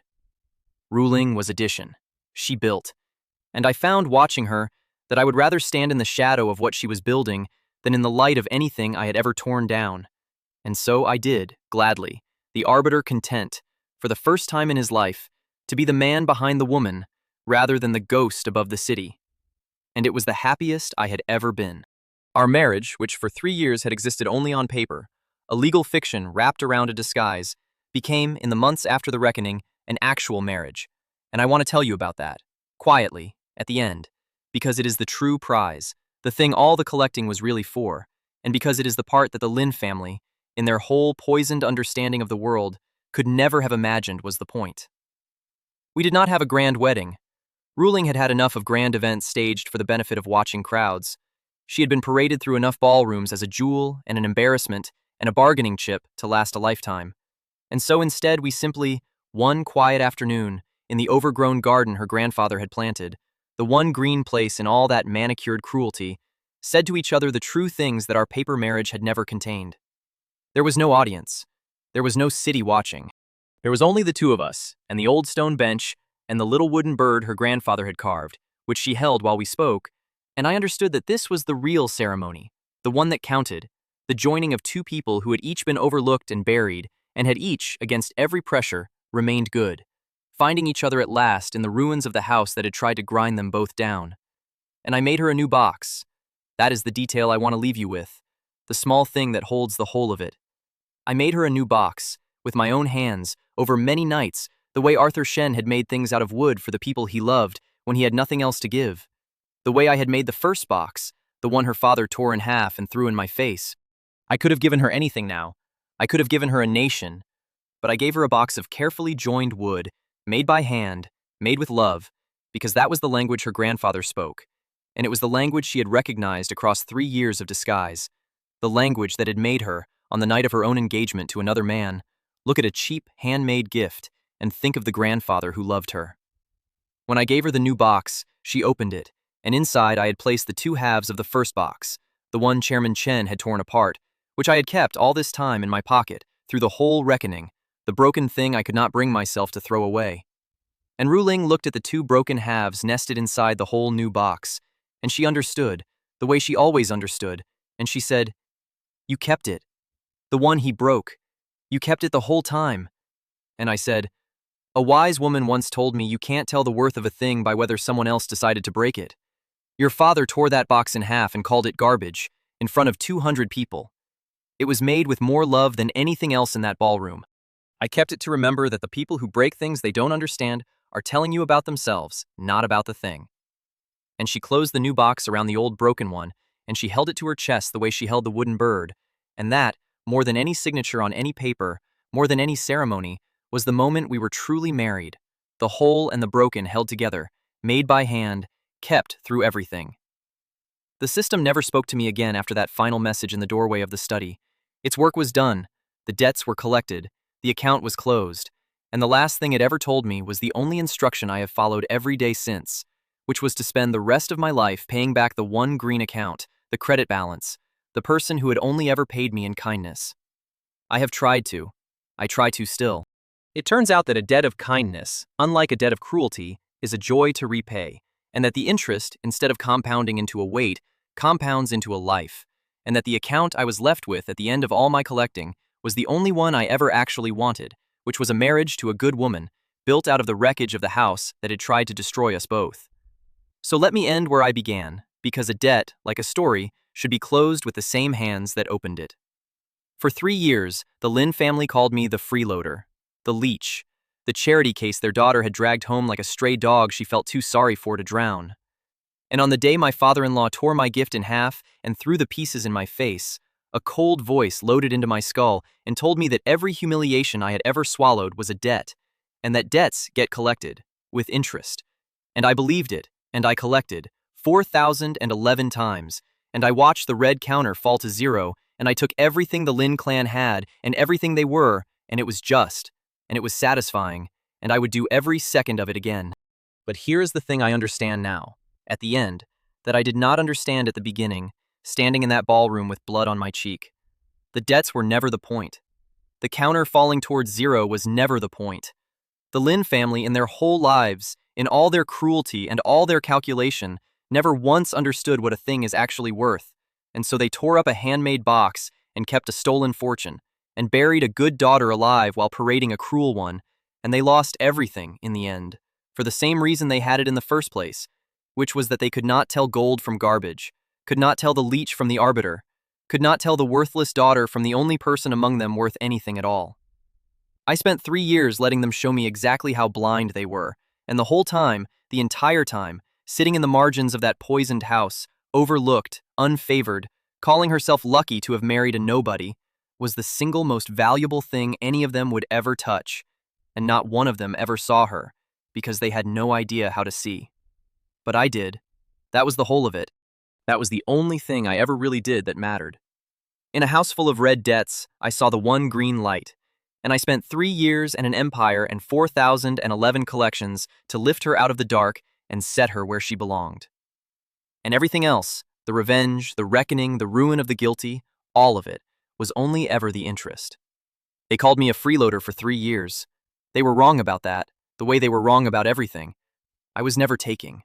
I was only ever waiting to give it all to the one person who had only ever given, and who never once, in 3 years, knew that the nobody she was kind to was keeping a very careful account of every kindness, and intended, when the debts were finally paid, to spend the rest of his life paying her back. The counter reads 0 now, all debts collected.